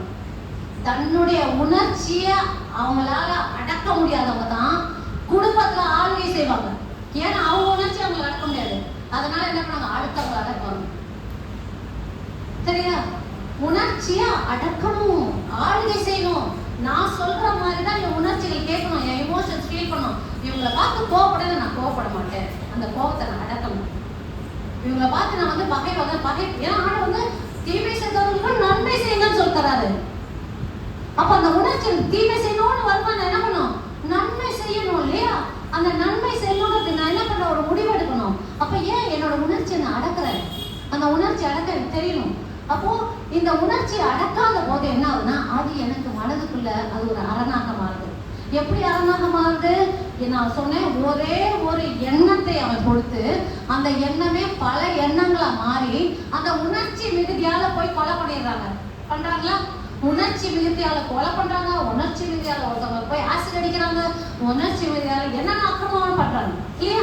அப்ப இதெல்லாம் ஏன் உணர்ச்சி அவங்களால அடக்க முடியல, அடக்கி ஆளுகை செய்ய முடியல. அப்ப என்ன பண்றாங்க, அந்த உணர்வு அவங்க வந்து வளர்த்துக்கிறாங்க, அந்த உணர்வுக்கு அவங்க அடிமையாயிடுறாங்க. நல்லா தெரிஞ்சுக்கோங்க, சாத்தான் என்ன பண்ணுவான்னா ஒரு எண்ணத்தை உங்கள்கிட்ட வந்து கொடுப்பான், ஒரு எண்ணம். அந்த எண்ணத்தை கொடுக்கும்போது உங்களை கன்வின்ஸ் பண்ணுவான், ஏய் இது சரிதான், நீ ஏன் செய்யக்கூடாது, உன் பக்கம் நியாயம் இருக்குல்ல, அவங்க அநியாயமா அவங்கள பேசினாங்கல்ல, உன் பக்கம் நியாயம் இருக்குல்ல, அவங்க உன்னை ஏமாத்துனாங்கல்ல, உன் பக்கம் நியாயம் இருக்குல்ல, நீ ஏமாந்து போற அப்படின்னு சொன்னா நீங்க என்ன பண்ணுவீங்க? ஆமா ஆமா சரிதானே அப்படின்னு யோசிப்பீங்க.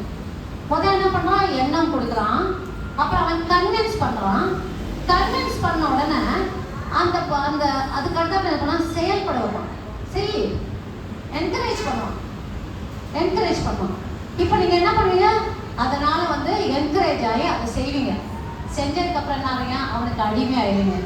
அடிமை ஆனதுக்கு அப்புறம் அவன் என்ன பண்ணுவான் தெரியுமா? இன்னைக்கெல்லாம் எல்லாம் பேசுற பாஷையில சொல்ல வச்சு செய்வான். எல்லாரும் அதான் சொல்லுங்க, வச்சு செய்யறாங்கன்னு சொல்றீங்களா? வச்சு செய்வோம். அடிமை ஆனதுக்கு அப்புறம் அவனுக்கு நம்மளாம் அடிமைகளா இருக்கணும். அவன் நம்ம அடிமையா இருக்க அவன் என்ன பண்ணான்? எண்ணம் மூலமா தான் வருவான். உங்க வீக்னஸ் என்னதுன்னா உங்க மனசுல தான் இருக்கு. உங்க மனசு அவனுக்கு கிடைச்சிட்டா போதும். நல்ல தயவு செய்து எல்லாரும் அலர்ட்டா கேளுங்க, அலர்ட்டா கேளுங்க. ஆண்டவருடைய வார்த்தை சொல்லுது, 1 பேதுரு 5:8 சொல்லுது, அவன் எப்படி வருவானா? கர்ச்சிக்கும் சிங்கம் போல. அவன் சிங்கம் கிடையாது, கர்ச்சிக்கும் சிங்கம் போல வருவானா? சிங்கம் தான் வந்துருச்சுன்ற மாதிரி சவுண்ட் கொடுத்துட்டு வருவான். கர்ச்சிக்கு எதுக்கு? யாரை விழுங்கலாம். நல்லா கவனிக்கணும் அந்த வார்த்தை, யாரை. நல்லா கவனிக்க. ஏன் தெரியுமா? யாரை. ஏன் அதுக்கு யாரைன்னு கொடுத்துருக்கா தெரியுமா? யாரை. யார் விழுந்து போறாங்களோ, யார் சீக்கிரமா அவன் சொல்றதை கேட்கிறாங்களோ, யார் கீழ்படுறாங்களோ, அவனுக்கு அவன் மலையில வீழ்றாங்களோ அவங்களதான் விழுங்குவான். அவங்களதான் என்ன பண்ணுவான்? வச்சு செய்யும். அவன் ரொம்ப வயலண்ட் டெரர். அவன் என்ன பண்ணான்? அவனுக்கு வேண்டியதை கொடுமைப்படுத்தணும், கொடுமைப்படுத்தணும். அதாவது நீங்க பாப்பீங்க, திருத்தூதர் பணி 10:38 பாப்பீங்க, இயேசு கிறிஸ்து சென்ற இடம்லாம் நல்லது செஞ்சாரு. அவர் என்ன பண்ணாராம்? அழகையின் கொடுமைக்கு உள்ளானவர்களை என்ன பண்ணாரு? சுகப்படுத்தினாரு, விடுதலை கொடுத்தாரு. அழகையின் கொடுமை, அழகையினால கொடுமைதான். அழகையின் கொடுமைக்கு உட்பட்டவர்களை அவர் என்ன பண்ணாரு? விடுவித்தார். அழகையின் கொடுமைக்கு உட்பட்டவர்களை அவர் விடுவித்தார். அப்போ அவர் விடுதலை கொடுத்துட்டு இருக்காரு. ஏன்? இந்த அழகையின் கொடுமைக்குள்ள உள்ள ஆனவங்க. அப்போ இந்த அழகையோட குணம் என்ன? அழிக்கிறது, கொடுமைப்படுத்துறது. அதுக்கு அவன் என்ன பண்ணுவான்? உங்ககிட்ட நல்லவனா நயவஞ்சகமா ஏவாள் கிட்ட பேசும்போது ஏவாள் என்ன நினைச்சுப்பாங்க? இந்த கடவுள் நம்ம இதை கொடுக்காம ஏமாத்திட்டாரு, ஆனா இந்த சாத்தான் எவ்வளவு நல்லவன். இந்த பாம்பு பேசல அந்த எண்ணம் கொடுத்துச்ச எவ்வளவு நல்லவன், நான் கடவுளை போல ஆகணும்ன்றதுக்காக சொல்லுது, எவ்வளவு கரிசனம் அப்படின்னு ஏவாள் நினைச்சா இல்லையா? ஆனா ஏவாளுக்கு தெரியுமா? அதுல ஏமாந்து போனதுனால அந்த மேன்மையான வாழ்க்கை, கடவுள் கொடுத்த மேன்மையான வாழ்க்கை இழந்து போய் இதோட பிரசவத்துல நீ கஷ்டப்படு, இதோ வேலையை செஞ்சு நீங்க கஷ்டப்படு அப்படின்னு சொல்லி அந்த அந்த ஐம்புலங்களை சார்ந்து அதோடைக்கு கடவுளோட அவங்க நடந்து போனாங்க. கடவுள் சிந்திச்சது மாதிரி சிந்திச்சாங்க, கடவுள் பார்த்த மாதிரி பார்த்தாங்க, ஆவியில இணைந்து இருந்தாங்க. எப்ப பாவம் செஞ்சாங்களோ ஆவியில தெரிஞ்சுட்டாங்க, விலகிட்டாங்க. ஆண்டவர் விலகிட்டாரு. ஏன்னா அவர் பரிசுத்தர். பாவம் இருக்கிற இடத்துல அவர் இருக்க மாட்டார், பரிசுத்தர். அப்ப அந்த பரிசுத்தமான ஆண்டவர்ல அங்க இருக்க முடியல.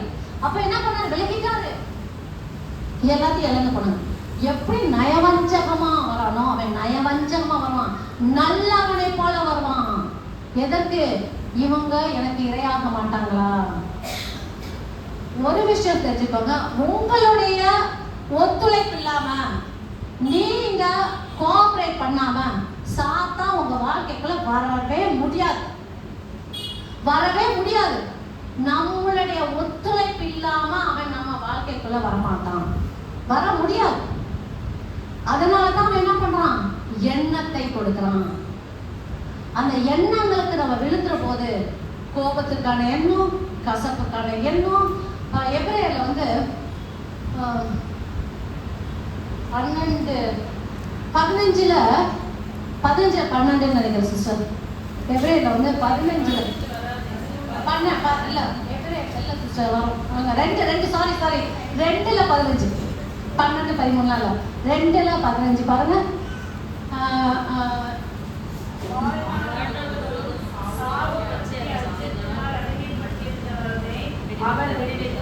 இல்ல இல்ல இல்ல நச்சு பயிர்னு வரும், நச்சு விஷம், நச்சு வேர்னு ஒண்ணு வரும். என்னோட சிஸ்டர் நான் பாக்குறேன், நச்சு வேர் அப்படின்னு சொல்லுவோம். அதாவது உங்களுக்குள்ளான அந்த நச்சு வேர் உள்ள நுழையாம இருக்கணும்.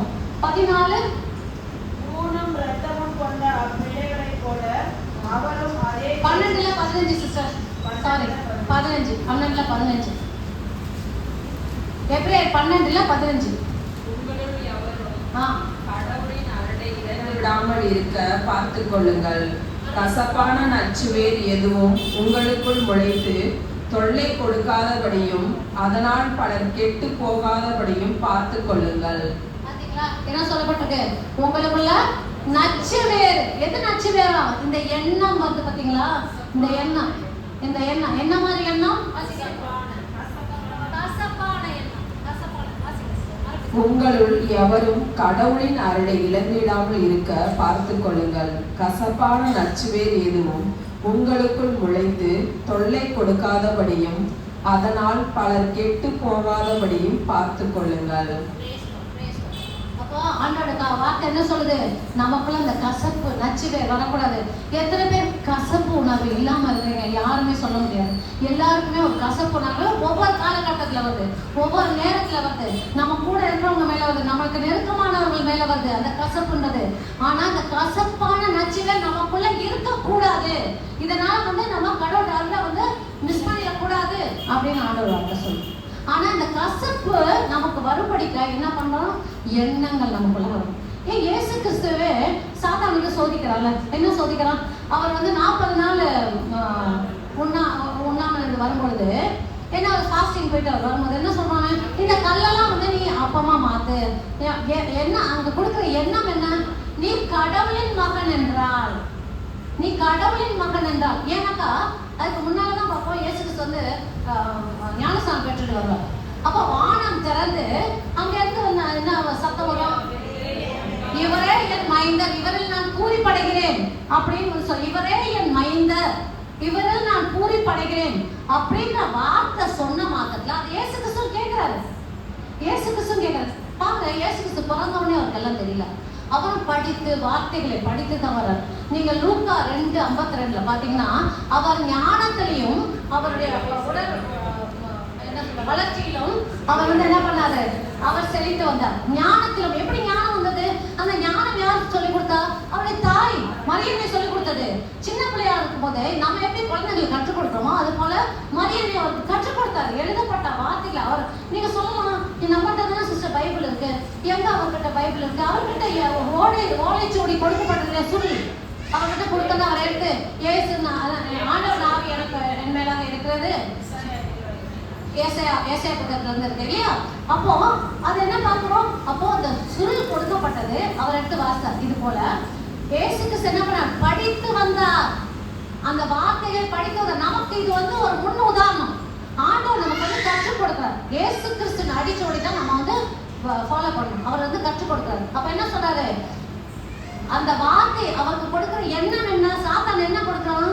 நீர் கடவுளின் மகன் என்றால், அவர் கடவுளின் மகன் சொல்றத இயேசுவும் கேட்கிறாரு, அங்க இருக்கிற மற்றவங்களும் கேட்கிறாங்க. சாத்தான் வந்து சொல்லுவான், நீ கடவுளின் மகன் என்றால், மகன் அப்படி சொல்றாங்கல்ல, என் மைண்டில் நான் பூரிப்படைகிறேன் அப்படின்னு வந்து வானம் தந்து சத்தம் கேட்குதுல்ல. ஆனா அது என்ன சொல்லுது? நீ கடவுளின் மகன் என்றால். அப்ப இயேசுக்கே என்ன கொடுக்க என்ன கொடுக்குது? நான் கடவுளோட மகனான்னு யோசிக்கணும்னு கொடுக்குது. இயேசுக்கே அந்த அந்த சோதனை கொடுத்தா நம்ம ஏமாத்துறோம். ஆனா இயேசு என்ன பண்றாங்க? அவர் பேசுறாரு, மனிதன் அப்பத்தினால் மட்டும் இல்ல கடவுள் வார்த்தையால் நம்ம உயிர் வாழ்றோம். இது எழுதப்பட்டுள்ளதுன்னு சொல்றாரு. எழுதப்பட்டுள்ளது அவர் படிச்சு அவர் சொல்லும் பொழுது நம்ம என்ன பண்ணணும்? சும்மா வாசிச்சுட்டு போகணுமா? பைபிள படிக்கணும். படிச்சாதான் நமக்கு அந்த வசனங்கள் தெரியும். அப்ப அந்த வசனத்தை எடுத்து என்ன பண்ண? அவர் பேசினார். அது எண்ணத்தை கொடுக்கும் போது அதுக்கு எதிராக என்னன்னு சொல்றாரு? அதற்கான வார்த்தையை பேசும்போது என்ன பண்ணுது? அது அடங்குது. மறுபடியும் அடுத்த டெஸ்ட் கொடுக்குது. நீ மேல இருந்து குதிச்சீங்கன்னா, அதாவது திருப்பாடல் 91 வர அந்த வசனத்தை எடுத்து திருச்சி சொல்லுது. அது எதற்காக கொடுக்கப்பட்ட? திருப்பாடல் 91 தூதர்கள் வந்து நீங்க கல்லுல மோதாம உங்க கால உங்களை தூக்கி பிடிச்சு தாங்கி பிடிச்சு போவாங்கன்றதுக்கு நம்ம பாதுகாப்புக்காக. ஆனா அது என்ன சொல்லுது? நீ மேல இருந்து குதிய அப்படின்னு சொல்ல தற்கொலைக்கு தூண்டுது. நீ மேல இருந்து குதி, அதாவது கொடுத்த வசனத்துக்கு எதிராக நம்ம பாதுகாப்பு கொடுக்கப்பட்டது. நீ குதிச்சுதான் பாரு அப்படின்னு ஆண்டவர் சொன்னதுக்கு எதிராக நடந்துக்க சொல்லு இல்லையா? அப்ப பாருங்க, சாத்தானே சோதியாவே அப்படி சொன்னாரு, ஓடி போயிடுச்சு. மூணாவது என்ன சொல்லுது? உயரமான கட்டடங்களுக்கு மேல கொண்டு போய் வச்சுட்டு, இதப்பா இதெல்லாம் நான் உனக்கு கொடுக்குறேன். இப்ப யோசித்தீங்களா? ஏன் அதை எப்படி சொல்லும்? அதுக்கு என்ன அதிகாரம் இருந்துச்சு? இதெல்லாம் நான் கொடுக்குறேன்னு சொல்லுங்க. எப்படி சொல்லிச்சது? நான் இப்ப ஆரம்பத்திலே பதில் சொல்லிட்டேன். இப்ப சொல்லுங்க பார்க்கலாம். எப்படி சாத்தான் இயேசுவை கொண்டு போய் உயரமான கட்டடங்களுக்கு மேல வச்சுட்டு, நீ என்ன வணங்குறீன்னா நான் உனக்கு இதெல்லாம் தருவேன்னு சொல்லிட்டு என்ன எப்படி சொல்லிச்சு? இல்ல எப்படி எப்படி எப்படி சொல்லுங்க சிஸ்டர், பாயிண்ட் வச்சு சொல்லுங்க.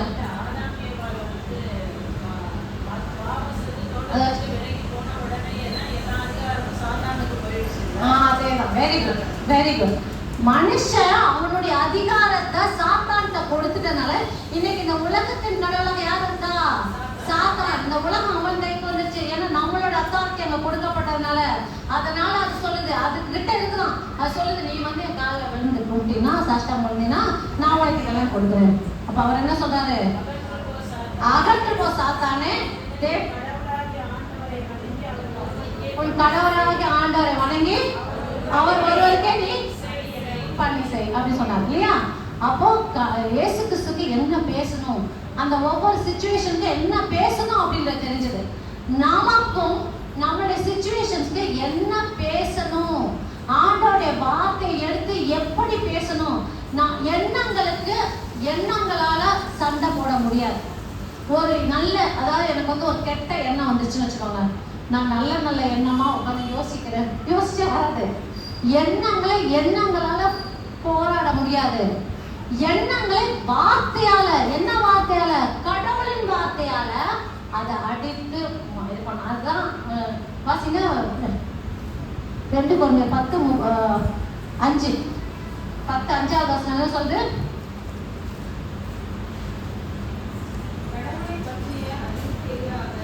கடவுளை பற்றிய அறிவுக்கு எதிரான அனைத்து மேட்டுகளையும் தர தெரிகிறோம். மனித எண்ணங்கள் அனைத்தும் கிறிஸ்துவின் கிறிஸ்துவின் கட்டுப்பாட்டுக்குள்ளாக என்ன கொண்டு வரணுமா? அந்த எண்ணங்களே கொண்டு வரணும். அந்த கிறிஸ்துவின் கட்டுப்பாடுங்கிறது எது? ஆண்டோட வார்த்தையால நான் பேசும்போது, ஆண்டோட வார்த்தைக்குள்ளாக நான் கொண்டு வரும்போது அவருடைய கட்டுப்பாட்டுக்குள். கட்டுப்பாட்டுன்னு இயேசுவை நான் முதன்மைப்படுத்துறேன், இயேசு கற்றுக் கொடுத்த முதன்மைப்படுத்துறேன், இயேசுக்கு நான் கீழ்படுகிறேன், அவருடைய வார்த்தைக்கு இந்த எண்ணங்களை கட்டுப்படுத்துகிறேன். இப்போ அவங்க கெட்டு போகணும் அப்படின்னு நினைக்கிறாருல, அவங்களுக்கெல்லாம் நான் ஜெபம் பண்றேன். அவங்க நல்லா இருப்பேன். எனக்கு மனசுல வந்து இவங்க கெட்டு போகணும் அப்படின்னு நினைக்கும் போது, அந்த கெட்டு போகணுன்ற எண்ணம் அவங்களுக்கான வசனத்தை எடுத்து, ஆண்டவரே நீர் அவர்களை நிறைவாக ஆசீர்வதிப்பதற்காக நன்றி, நீங்க அவங்களை பாதுகாத்து கொண்டதுக்காக நன்றி இப்படி சொல்லி அவங்களுக்கு ஜெபிக்கிறேன். என்ன பண்றேன்? எண்ணம் அவங்களை கெட்டு போகணும்னு சொல்லுது. நான் என்ன பண்ணேன்? ஆண்டோட வார்த்தை எடுத்து அவங்களுக்காக நான் ஜெபிக்கிறேன், ஆண்டோட வார்த்தை நான் பேசுறேன், ஆண்டோட வார்த்தை சொன்னா அவங்களை ஆசீர்வதிக்கிறேன், அவங்க செய்யற தீமைக்கு நான் நன்மையை செய்யறேன். அப்ப என்ன பண்ண? ஆண்டவர் வார்த்தைக்குள்ள நான் அந்த கட்டுப்பாட்டுக்குள்ள கொண்டு வரேன். Praise God. Thank you Jesus. Hallelujah. யோசேப்பை பத்தி நம்ம படிச்சிருக்கோம் இல்லையா? இந்த யோசேப்பு எப்படி இருந்தானா? யோசேப்பு பத்தி நம்ம தொடக்க நூல்ல படிக்கிறோம்ல.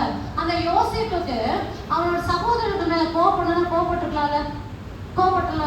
நீங்க பாருங்க, அந்த பையன் நல்ல பையன், தன்னோட சகோதரர்களுக்காக தான் அவன் போய் பார்க்க போனான். அவனை என்ன பண்ணாங்க? அவனை பிடிச்சி கொல்றதுக்கு பதிலா ஒரு குழிக்குள்ள தள்ளினாங்க. குழிக்குள்ள தள்ளி அவனை அடிமையா வித்தாங்க. அடிமையா வித்து என்ன பண்ணாங்க? அடிமையாகி அவன் போனோன்னு, அவன் போன இடத்துல வந்து அவன் மேல என்ன பாவமே செய்யாம இருக்க அவன் மேல ஒரு குற்றம் சாட்டப்படுகிறது. போத்திபார் மனைவி அநியாயமா சொல்றான். இந்த அநியாயமா சொல்லும் போது நல்ல கவனிங்க, அநியாயமா நம்ம கிட்ட யாராவது ஏதாவது சொன்னா நம்ம பொறுத்துட்டு இருப்போமா? யாராவது அநியாயமா, ஜெயஸ்ரீ அநியாயமா உங்களை ஏதாவது சொன்னா நீங்க பொறுத்துப்பீங்களா? என்ன பண்ணுவீங்க? பதில் சொல்லுங்க. கோவப்படுவீங்க. நான் தப்பே பண்ணல, என் பக்கம் நியாயம் இருக்கு, ஆனா அநியாயமா சொல்றாங்க. கோவப்படதான் நிறுத்தமா? 4 பேர்ட்ட போய் சொல்லுவோம், நான் செய்யவே இல்லை, என்ன பாரு இப்படி சொல்லிட்டாங்க. ஆனா யோசேப்பு செய்யலாம். யோசேப்பு மாதிரி ஒரு அற்புதமான கேரக்டர் கிடையாது. I simply love him. லவ்னா என்னன்னா அவனை போல வாழணும். லவ்னா அப்படி சொல்றது இல்லை. ஒருத்தர் அன்பு செய்யணும், அவங்கள போல வாழணும். எல்லாம் சொல்லுவாங்க, நான் ரஜினி ஃபேன், விஜய் ஃபேன், இப்பெல்லாம் அஜித் ஃபேன். எல்லாம் சொன்னாங்கல்ல, நோ நோ நோ நோ, நம்ம ஜீசஸ் மாதிரி இருக்கணும், இந்த யோசேப் மாதிரி இருக்கணும். யோசேப் எப்படி இருந்தான்? மக்கள் மத்தியில் இருக்கும். அவன் எப்படி இருந்தான்? அந்த சகோதரர்கள் அவனுக்கு தீமை நினைத்தார்கள்.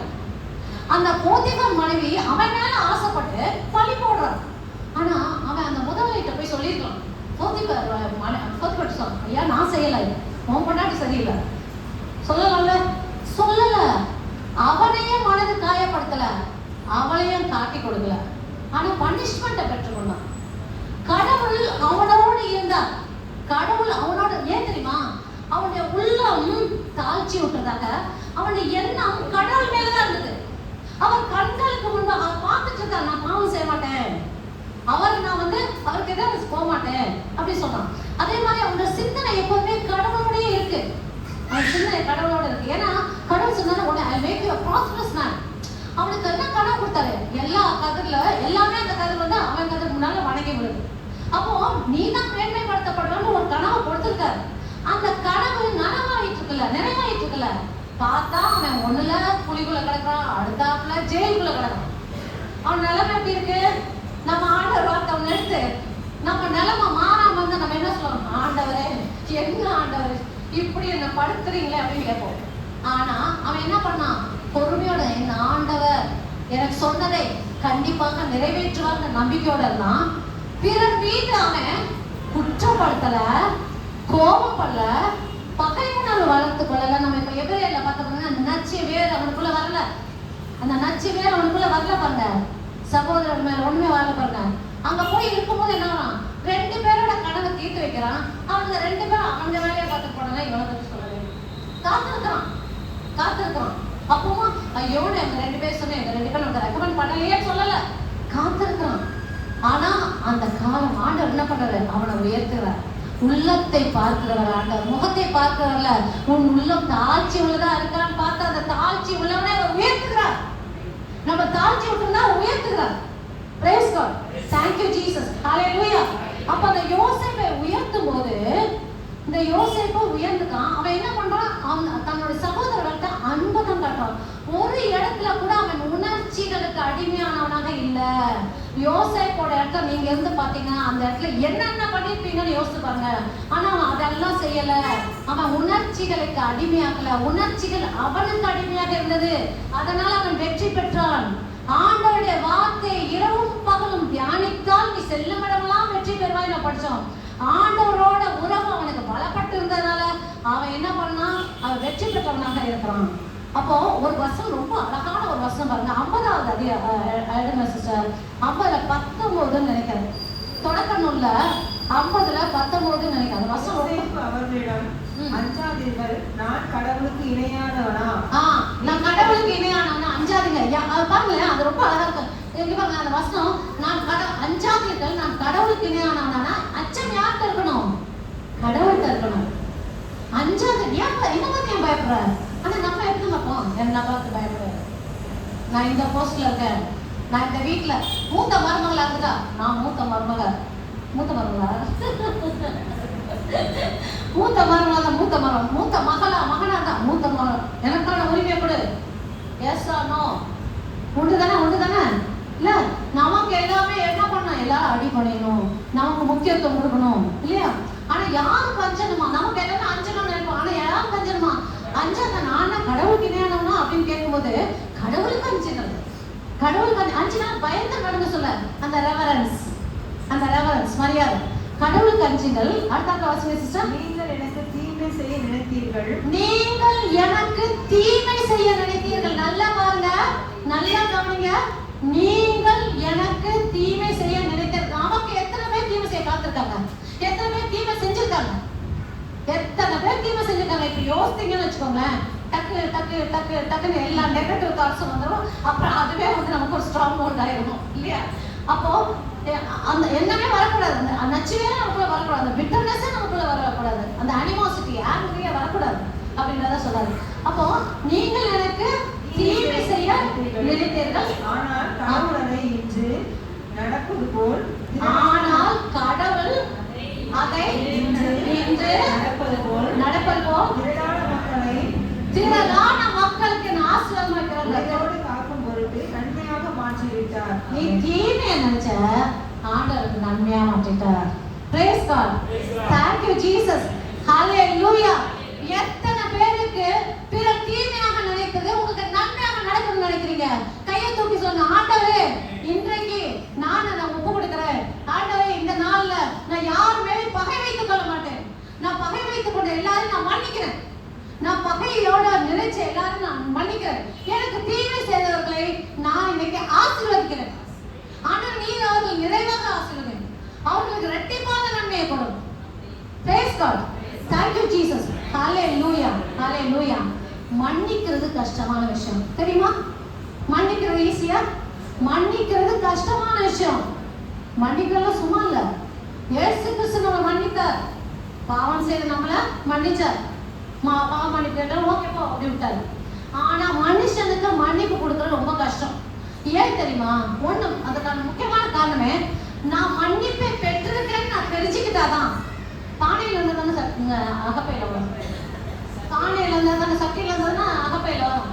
அப்போ சட்டிக்குள்ள இருக்கிறது எனக்கு தெரிஞ்சாதானே வரும். அப்ப நான் மன்னிப்பை பெற்றுக்கொண்டிருக்கிறேன் நான் தெரிஞ்சாதானே நான் மன்னிப்பை கொடுப்பேன். நானே மன்னிப்பை பெற்றுக்கொண்டிருக்கேன் தெரியலன்னா நான் எப்படி பிறரை மன்னிப்பேன்? அதனாலதான் இயேசு ஆண்டவர் எனக்காக ரத்தம் சிந்துறார். நான் ஒரே ஒருத்தி தான் இந்த உலகத்துல இருக்கனால என்னை தேடி வருவார். காணா போன ஒரு ஆட்டுக்குட்டியை தேடி போனாரு. காணா போன ஒரு ஆட்டுக்குட்டி. அந்த ஒரு ஆட்டுக்குட்டி நம்ம தான். நம்ம ஒருத்தருக்காகவே அவர் வரவர். அவர் மன்னிச்சார், ஏற்றுக்கொண்டார் இல்லையா? அது போல அந்த மன்னிப்பை நான் பெற்றிருக்கேன்னுட்டா நான் பிறரை மன்னிக்க என்னால முடியும். அப்ப நான் என்ன பண்ணணும்? நான் அதை நம்பணும். ஆண்டவரை மன்னிச்சிருக்கிறாரு. நான் செய்த எல்லா குற்றம் குறைகளையும் ஆண்டவர் என்னை மன்னிச்சிருக்காரு அப்படின்னு நான் தெரிந்து கொண்டாதான் அந்த உண்மையை நான் எப்படி உணர்வேன்? விவிலியத்தை படிச்சாதான் தெரியும். ஆண்டவருடைய வார்த்தையை படிச்சாதான் எனக்கு தெரியும். அப்ப ஆண்டவருடைய வார்த்தையை படிச்சு அவர் என்னை மன்னிச்சிருக்காருன்னு தெரிஞ்சா ஆண்டவர் என்ன எதிர்பார்க்கிறதமா? அவர் நம்ம என்னக்காக நிரப்புறாரோ அதை நமக்கு பிறருக்கு கொடுக்கணும்னு நினைக்கிறாரு. ஆதாமை படைத்து அன்பு செய்தார். அந்த அன்பை ஆதாமோட நின்று போகணும்னு நினைக்கல. ஆதாம் யாருக்காவது கொடுக்கணும். அதுதான் ஏவாளை படிச்சாரு. ஆதாம படிச்ச ஆதாமால் நிறைஞ்ச அன்பை ஏவாளுக்கு கொடுக்கணும் தான் ஏவாளை படிச்சார். நீ தனியா இருக்காத, உனக்கு நான் ஒரு துணையை தரேன் அப்படி கொடுத்தார்ல. அது நிறைக்கப்பட்ட அந்த அன்பு ஏவாளுக்கு கொடுக்க முடியாய் ஆதாம் அன்பு செய்தார். ஓவர்ஃப்ளோ ஆகணும். இன்னைக்கு நம்மளும் அந்த மன்னிப்பை பெற்றுக்கோன்றதை தெரிஞ்ச நம்ம பிறரை மன்னிக்க தயாரா இருக்கணும். எபேசியர்ல 4:32 வாசிக்க. எபேசியர்ல 4:32.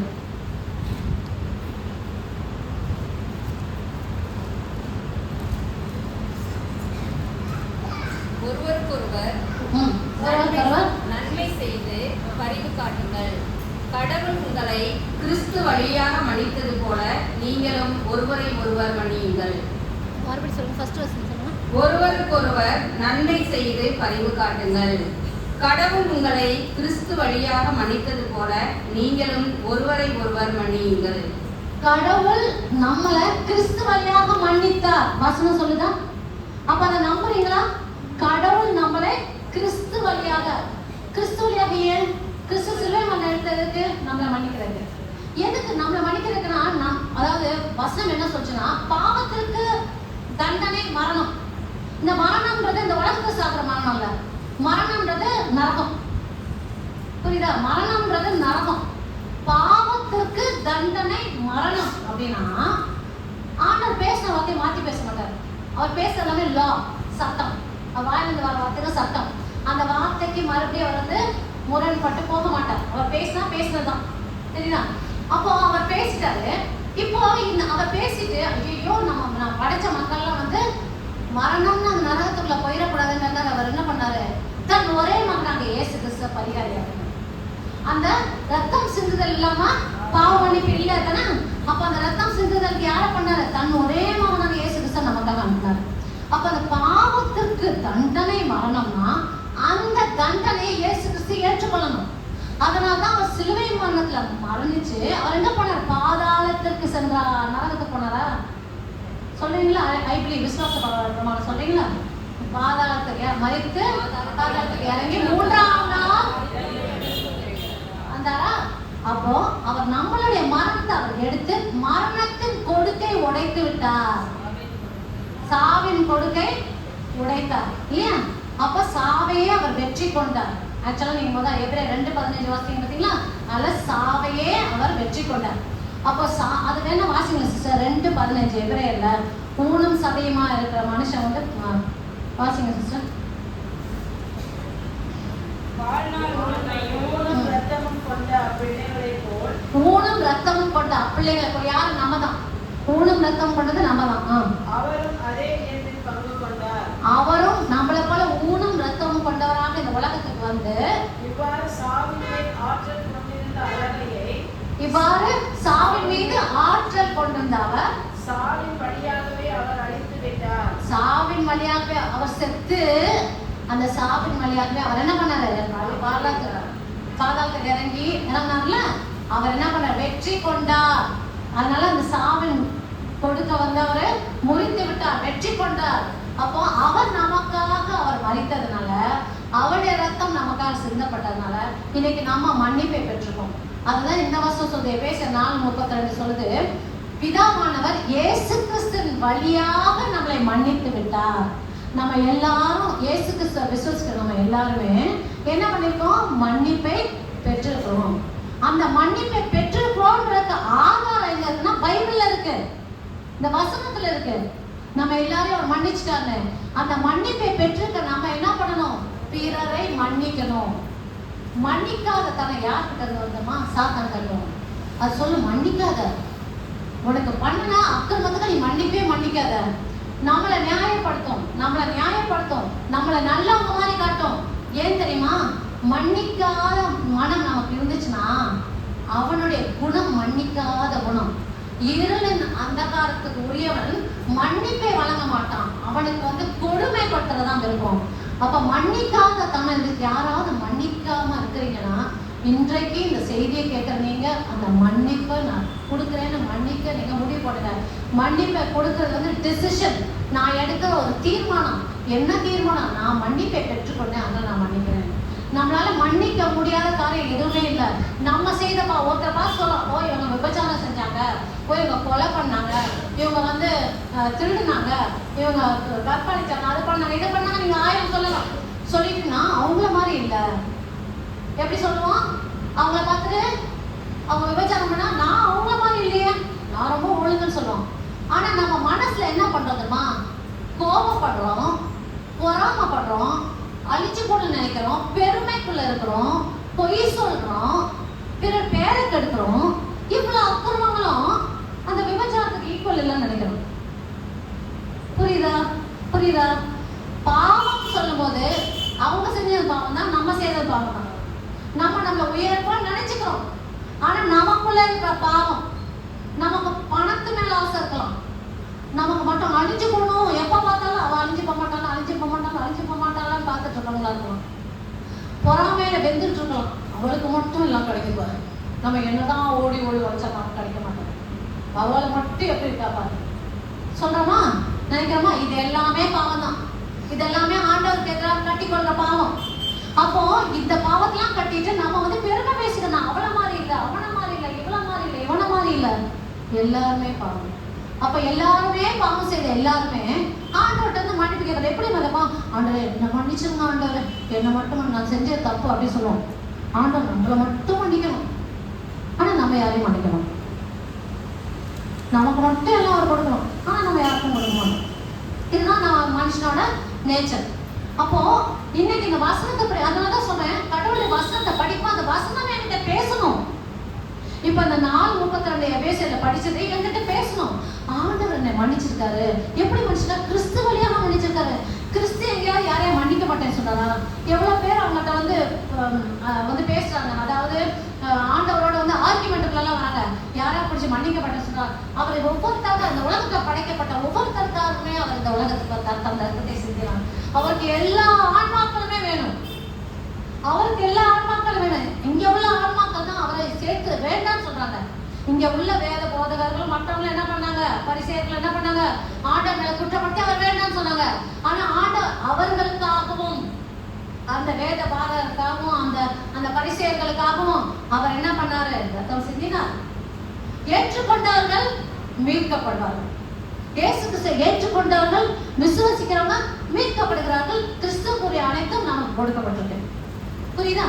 அப்படின்னா நான் மன்னிக்க மாட்டேன் அப்படின்னு சொல்லிட்டு இருந்தா, இயேசு என்ன மன்னித்திருக்காரு, அப்ப நானும் மன்னிக்கணும். இது எங்க இருந்து தெரியுது?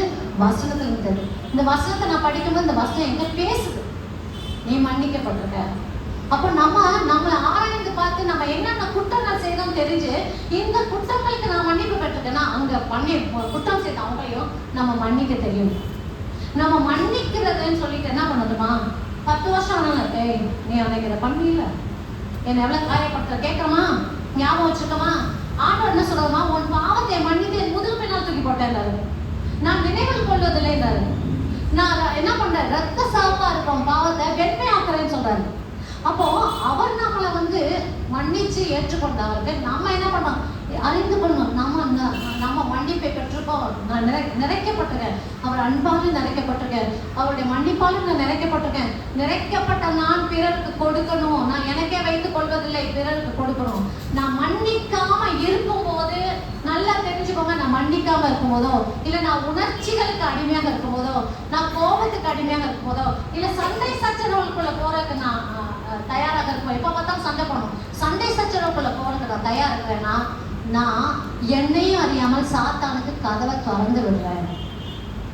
சாத்தான் நம்மளுடைய அனுமதி இல்லாம நம்ம வாழ்க்கைக்குள்ள அவனால் எதையுமே செய்ய முடியாது. ஆனா நம்ம என்ன பண்றோம், கதவை திறந்து விடுறோம். எதுக்கு? அவன் உள்ள நம்மளை அழிக்கிறது. நம்மளே அறியாமல். நீங்க எல்லாம் டைட்டா மூடிடலாம். ஆனா இந்த வெளியே சாம்பிராணி போட்டாங்கன்னு வச்சுக்கோங்களேன், டைட்டா மூடிதான். சாம்பிராணி பக்கத்து வீட்டில் போட்ட சாம்பிராணி உங்க வீட்டுக்கு வாசகமா எப்படி வருது? நீங்க கதவை ஜன்னல் எல்லாம் அடைச்சிருக்கீங்க, ஆனா எப்படி வருது? அந்த கீழே இருக்க கேப் மூலமா வரும், ஜன்னல் இருக்க கேப் மூலமா வரும். அப்போ அது எப்படி நுழைஞ்சு இருக்குதுங்க, அது மாதிரி சாத்தம் வெயிட் பண்ணிட்டே இருப்பான். எப்படி பண்ணுவான்? உள்ள நுழையணும். எப்படி நுழைவான்?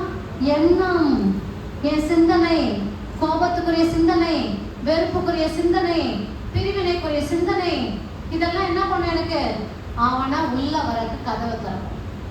நான் எதை பார்க்கிறனோ, எதை கேட்கிறனோ, எதை பேசணும், இது எல்லாமே கடவுளுடைய வார்த்தைக்கு ஏற்றதாக இல்லைன்னா சாத்தான் உள்ள வரணும். கடவுள் சாத்தானுக்கு பவர் கொடுக்கலன்னு சொன்னேன். ஆனா பவர் நம்ம கொடுத்துருக்காரு இல்லையா? Life and death is the power of your tongue. வாழ்வும் சாவும் எங்க இருக்கா? நம்ம நாவுல இருக்கான். வாழ்வும் சாவும் எங்க இருக்கு? நம்ம நாவுல இருக்கு. அவனுக்கு அது தெரியும், அவன் நாவுல இல்ல. தெரிஞ்சுக்கோங்க. 18:21, அதாவது ப்ராவர்ப்ஸ் நினைக்கிறேன், ப்ராவர்ப்ஸ் 18:21, நீதிமொழிகள் 18:21, வாழ்வதும் சாவதும் நம்ம நாக்குல இருக்கு. ஆனா சாத்தான நாக்குல இல்ல, உங்க நாக்குலயும் என் நாக்குலயும் இருக்கு. அவன் என்ன சொல்லுவான் தெரியுமா? எப்படி சொல்லுவான் தெரியுமா? மற்றவங்க மூலமா, இவன் மூக்க பாரு சப்பையா இருக்கு, உன் முடிய பாரு கட்டையா இருக்கு, ஆளை பாரு குட்டையா இருக்கா. சொல்லுவாங்களா சொல்ல மாட்டாங்களா? நீ இப்படி இருக்க, நீ கருப்பா இருக்க, உன் கண்ணு உள்ள இருக்கு, உன் உதட்ட பாரு எப்படி இருக்கு, ஆளை பாருங்க எப்படி இருக்க. அப்ப நீங்க அதை கேட்குறீங்க. ஒருத்தர் சொல்லுவாங்க, 2 பேர் சொல்லுவாங்க, உங்களை ரொம்ப அன்பு செய்யறவங்க சொல்லுவாங்க, நீ குட்டையா இருக்க, உன் கண்ணை பாரு, உன் வாயை பாரு சொல்லுவாங்க. இப்ப நீங்க அதை என்ன பண்றீங்க? அதை உள்வாங்குவீங்க. நீங்க கண்ணாடியில போய் பார்ப்பீங்க, ஆமால நம்ம குட்டையா தானே இருக்கோம், ஆமால நம்ம மூக்கு கொஞ்சம் சப்பையா தானே இருக்கு. தோணுமா தோணாதா? நம்ம அழகா இல்லையா? தோணுமா தோணாதா? தோணும். இப்ப நீங்க அடுத்தாப்புல என்ன பண்ணுவீங்க தெரியுமா? யார்கிட்ட ஏதாவது பண்ணணும், என் மூக்கு சப்பையா இருக்கு, நான் நல்லாவே இல்லை சொல்றீங்கன்னா சொல்ல மாட்டீங்களா? இப்ப நான் என்ன சொன்னேன்? வாழ்வதும் சாவதும் உங்க நாக்குல இருக்கு. யார் நாக்குல இருக்கு? நம்ம நாக்குல இருக்கு. அப்ப நம்ம என்ன பண்றோம்? நமக்கே நம்ம என்ன பேசிக்கிறோம்? நான் குட்டையா தான் இருக்கேன், நான் கலரா இல்லை. ஆண்டவர் எப்படி படிச்சாங்க? ஆண்டவர் எல்லாத்தையும் அற்புதமா படிச்சிருக்காரு. அவருடைய கண்களுக்கு அழகா என்ன சொன்ன, நம்மள ரொம்ப அழகா 118 தானே சிஸ்டர் வரும். நம்ம ஆண்டவர் எப்படி படிச்சிருக்காரு? பிரதர் என்ன பிரதர் அந்த வசனம் சொல்லுங்க பிரதர், சொல்லுங்க என்ன வசனம்? நம்ம ரொம்ப அழகா ரொம்ப அழகாக படைச்சிருக்கார் நம்மள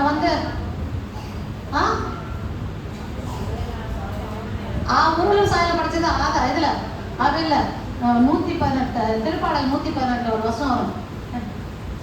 எல்லாருமே பைபிள் படிச்சவங்க, யாருமே டக்கு டக்குன்னு எடுக்கல.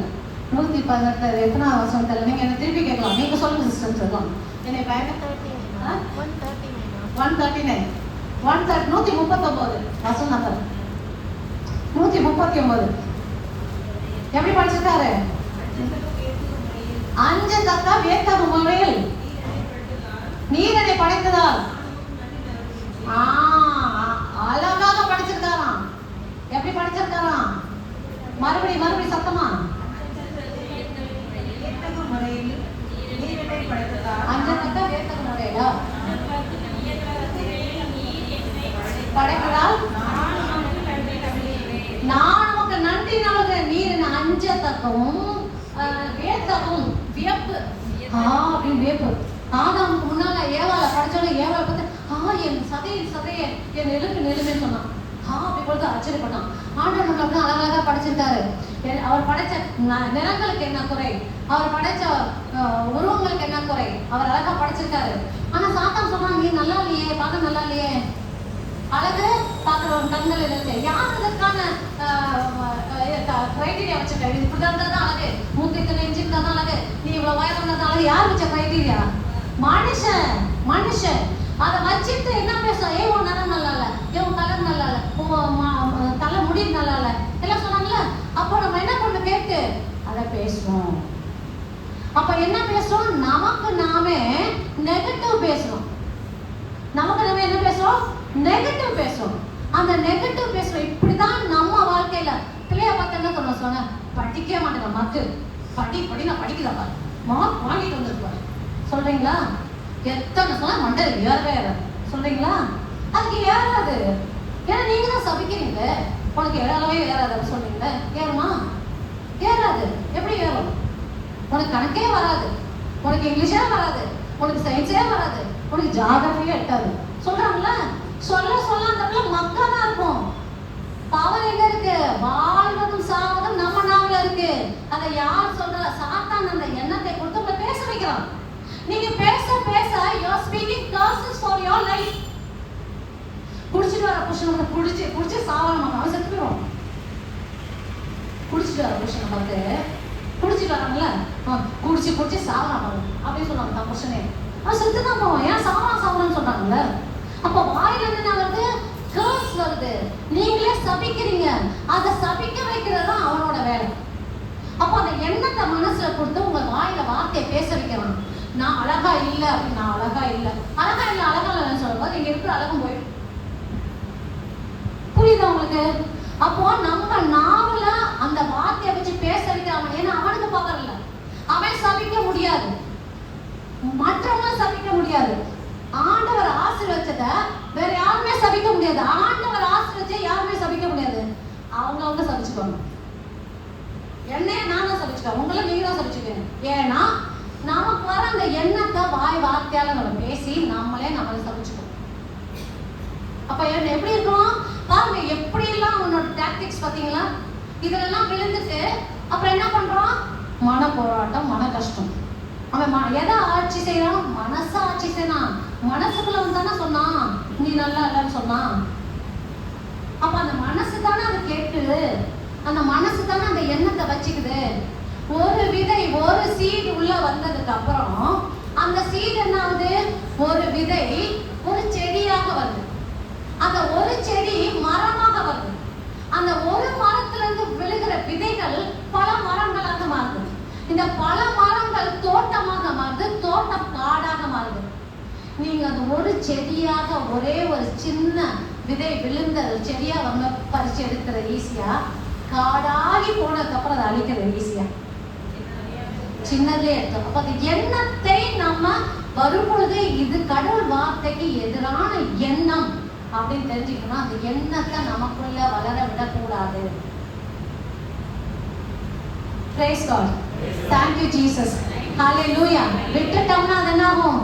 காடாக ஆயிடும். இப்போ ஆண்டோட வார்த்தையால தான் நான் அதை தகர்த்தெறியணும் அப்படின்னாக்கா எனக்கு ஒவ்வொரு எண்ணம் வரும்போது ஆண்டோட வார்த்தையை அதை பேசும்பொழுது, இப்ப நான் குடிகாரர் பத்தி சொன்னேன் இல்லையா? அந்த குடிப்பழக்கத்துல இருக்கவங்க ஒருத்தவங்க நான் இந்த குடிப்பழக்கத்தை விட்டு வந்துடும் அப்படின்னாக்கா ஒரு தியானத்துக்கு வராங்க பிரதர். அவங்க சொல்லி கொடுக்குறாங்க, நீங்க உங்களுக்கு வர அந்த கெட்ட விஷயங்கள் நீங்க வெளியே வரணும்னா அந்த ஸ்பிரிட்டை நீங்க ரிவ்யூ பண்ணுங்க, சபிச்சிருங்க, அது போயிட்டோம். அப்போ எனக்கு குடிப்பழக்கம் கொண்டு வர ஆவியே போ, ஏசு நாமத்துல போ, நீ வராத அப்படின்னு சொல்லுவாங்க. அது போயிடும் அன்னைக்கு, ஆனா மறுபடியும் வரும். ஏன் தெரியுமா? அன்னைக்கு சபிக்கும் போது போயிடும், ஆனா மறுபடியும் வரும். ஏன் வரும் தெரியுமா? ஏன்னா அந்த அந்த மனதுக்குள்ள வந்து அந்த குடிக்கணும் குடிச்சு அந்த மனதுக்குள்ள வந்து அது இறுக்கமாக அது ஸ்ட்ராங் ஹோல்டா மாறி இருக்கு பார்த்தீங்களா?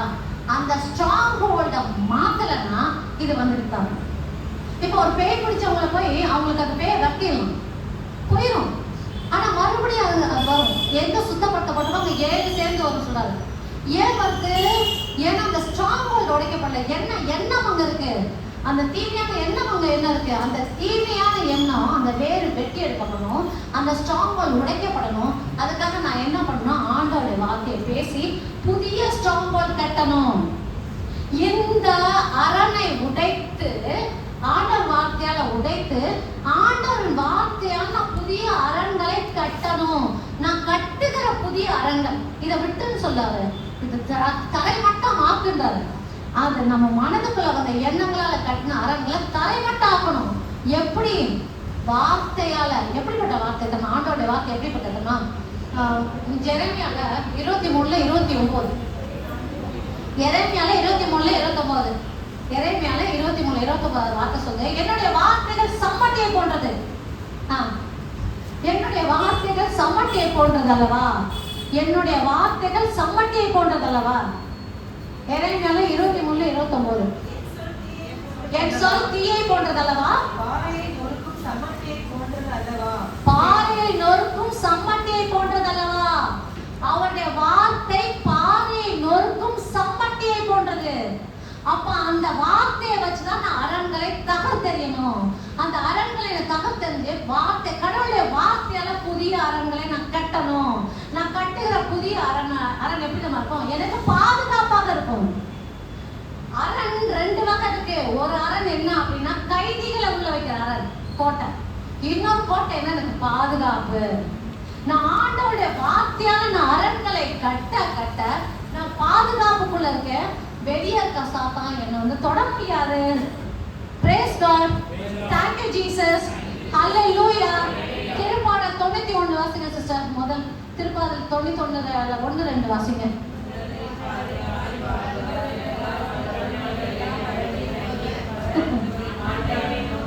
நீரே என் புகலிடம், நீரே என் அரண், நான் நம்பி இருக்கோம் இறைவன் நீரே.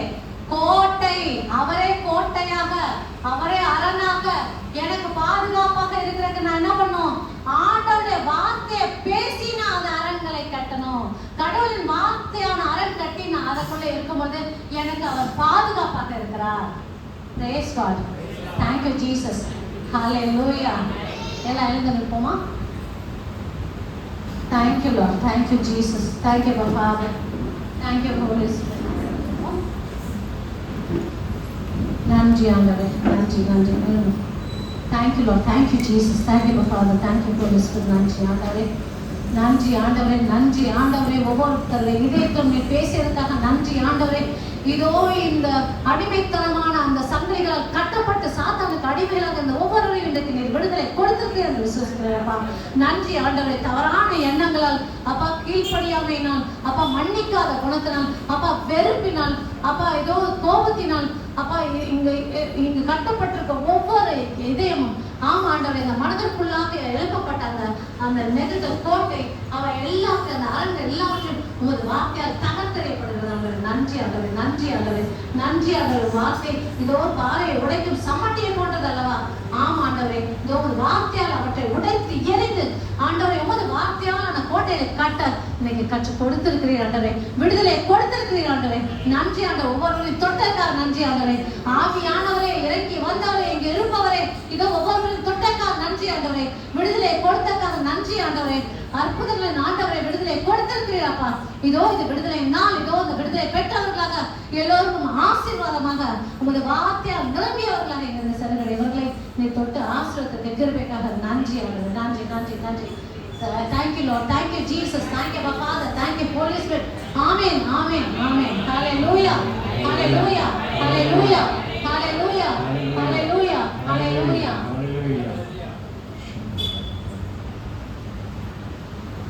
நன்றி இயேசு, நன்றி இயேசு, நன்றி இயேசுவே. அப்பா இந்த நாளுக்காக உமக்கு நன்றி செலுத்துகிறோம். அப்பா நல்ல தேவனே உமக்கு நன்றி செலுத்துகிறோம். அப்பா இம்மட்டுமாக உதவின எபினேசர் தகப்பனே, இனியும் எங்களை வழி நடத்துவீர் என்று நாங்கள் விசுவசிக்கின்றோம் தகப்பனே. அப்பா உங்களுடைய இரத்தத்தினாலே நாங்கள் கழுவப்பட்டோம் தகப்பனே. நாங்கள் செய்த பாவங்களுக்காக தகப்பனே மன்னிப்பு கேட்டு நாங்கள் உம்மிடத்தில் ஜெபிக்கின்ற பொழுது உங்களுடைய இரத்தத்தினாலே கழுவி எங்களை தூய்மையாக்குவதற்காக உமக்கு நன்றி செலுத்துகிறோம். அப்பா இவ்வளவு நேரமாக சகோதரியை மறைத்து நீர் வெளிப்படுத்தின காரியங்களுக்காக நன்றி செலுத்துகிறோம் தகப்பனே. எங்கள் உள்ளத்துக்குள்ளாக நாங்கள் கட்டியிருக்கிற அனைத்து அரண்களையும் அப்பா தகர்த்தெறிந்தலும் அப்பா. ஆவியான தேவனை நீரே எங்களை ஆளுகை செய்யும்படிக்காக ஒப்பு கொடுக்கிறோம் அப்பா.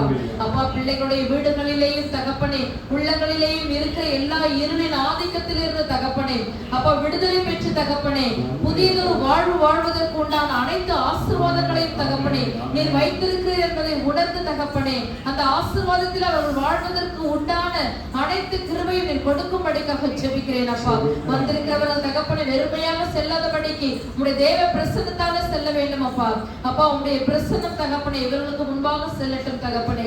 இவர்கள் வீடுகளையும் தகப்பனே இவர்கள் செய்து கொண்டிருக்கின்ற வேலை பணிகளையும் அப்பா நீர் ஆசீர்வதிப்பீராக தகப்பனே. அப்பா இவருடைய பிள்ளைகளையும் தகப்பனே அப்பா படிக்கிற பிள்ளைகள் தகப்பனே, வாலிப பிள்ளைகள் தகப்பனே, வேலைக்காக இறைச்சி மன்றாடுகிற பிள்ளைகள் ஒவ்வொருவரையும் தேவைகளை அறிந்து அனைவற்றையும் கொடுத்து தகப்பனே நீர் ஆசீர்வதித்து அப்பா பிள்ளைகளை தகப்பனே மலை மீது பட்டணத்தை போலவும் தகப்பனே இவருடைய ஒளிர பண்ணும்படிக்காக ஜெபிக்கிறோம் அப்பா. இங்க வந்திருக்கிற ஒவ்வொருவரும் இறைவார்த்தை கேட்டு தகப்பனே உலகிற்கு உப்பாக ஒளியாக திகழும்படிக்காக தகப்பனே இவர்களை ஆசீர்வதித்து பலப்படுத்துவீராக தகப்பனே. உடைய இரத்த கோட்டைக்குள்ளாக வைத்து இவர்களையும் குடும்பத்தையும் தகப்பனே ஆசீர்வதிப்பீராகப்பா. கடந்து செல்கின்ற பாதைகளில் இருந்து தகப்பனே இருளின் ஆதிக்கத்தில் இருந்து தகப்பனே ஒளியின் தேவனாகிய உம்மை பற்றிக் கொண்டு உம்முடைய வார்த்தையை இவர்களுக்கு விடுதலை அளிக்க நீர் கிருபை பாராட்டும்படிக்காக ஒப்பு கொடுக்கிறோம் அப்பா. அருமை சகோதரன் சகாயராஜனை ஒப்பு கொடுக்கிறோம் அப்பா. அவருடைய குடும்பத்தை ஒப்பு கொடுக்கிறோம் தகப்பனே. நற்செய்தியை அறிவிக்காவிடு எனக்கு ஐயோ என்று சொல்லியிருக்கிறீரே தகப்பனே, அதன்படி அவருடைய வாழ்க்கையிலே நீ தகப்பனே செய்த நன்மைகளுக்காகவும் தகப்பனே அவரை ஒரு சாட்சியுள்ள மகனாக இந்த பகுதியிலே வைத்திருப்பதற்காக நன்றி செலுத்துகிறோம் அப்பா. அப்பா இவர் தகப்பனே இந்த பகுதியிலே மலை மீது பட்டணத்தை போல தகப்பனே ஒளியேற்றி வைத்ததற்காக உமக்கு நன்றி செலுத்துகிறேன் அப்பா. இன்னும் அநேக ஆத்துமாக்கள் தகப்பனே உண்மையிலே அறுவடை செய்ய தகப்பனே அந்த மகனுக்கு நல்ல உடல் உள்ள ஆரோக்கியத்தையும் தகப்பனே அவருடைய பிள்ளைகளை ஆசீர்வதிக்கும்படிக்காக ஜெபிக்கிறோம் அப்பா. இன்றைய நாளிலே உணவு கொடுக்கிற அந்த குடும்பத்தை ஆசீர்வதிப்பீராக தகப்பனே. அப்பா அன்று உம்முடைய வார்த்தைகளை கேட்டு தகப்பனே அப்பா அநேக நாட்கள் இருந்து பிள்ளைகள் மீது பரிவு கொண்டு தகப்பனே நீர் அந்த இடத்துல தகப்பனே அப்பத்தையும் மீனையும் ஆசீர்வதித்து அனைவருக்கும் கொடுத்தீர் தகப்பனே. அதே போல இங்கு கொடுக்கப்படுகின்ற உணவு தகப்பனே அப்பா உடலுக்கு ஆசீர்வாதத்தை கொடுக்கும்படிக்காக ஒப்பு கொடுக்கிறோம் அப்பா. இதை உண்டுகிற ஒவ்வொருவருக்கும் தகப்பனே உடல் உள்ள ஆசீர்வாதத்தை கொடுப்பீராகப்பா. கொடுங்கள் அப்பொழுது உங்களுக்கு கொடுக்கப்படும் என்று சொன்னீரே தகப்பனே. அப்பா அமைதி குளிக்கு சரிந்து விழும்படிக்கு உன்னை ஆசீர்வதிப்பேன் என்று சொன்னீரே தகப்பனே. அதே போல இந்த ஊழியத்தை தாங்குகின்ற ஒவ்வொரு பிள்ளைகளையும் அப்பா நீர் ஆசீர்வதித்து அவர்கள் கையின் பிரயாசத்தை பெருக பண்ணும்படிக்காக ஒப்பு கொடுக்கிறோம் அப்பா. அன்று ஆபிரகாமுக்கு சொன்னீரே தகப்பனே உன்னை ஆசீர்வதிக்கிறவரை நான் ஆசீர்வதிப்பேன் என்று சொன்னீரே தகப்பனே. அதே போல எங்கள் உள்ளத்திலும் தகப்பனே எண்ணத்திலும் தகப்பனே பிறரை ஆசீர்வதிக்கவும் தகப்பனே பிறரை மன்னிக்கவும் தகப்பனே எங்கள் உள்ளத்தை நீர் தொடுவீராக தகப்பனே. அப்பா ஒவ்வொருவரையும் நீர் ஆசீர்வதித்து பலப்படுத்தியதற்காக நன்றி, இறைவார்த்தையை கொடுத்ததற்காக நன்றி அப்பா. மனதை நீர் ஊடுருவ காண்பதற்காக நன்றி செலுத்துகிறோம் அப்பா. நல்ல ஆசீர்வாத பலத்தோடு தகப்பனே பிள்ளைகள் அவர் வீடுக்கு செல்ல நீர் கிருபை பாராட்டும்படிக்காக நன்றியோடு ஸ்தோத்திரித்து அப்பா ஆராதித்து ஜெபிக்கிறோம் ஜீவனுள்ள நல்ல பிதாவே. ஆமென் ஆமென் ஆமென்.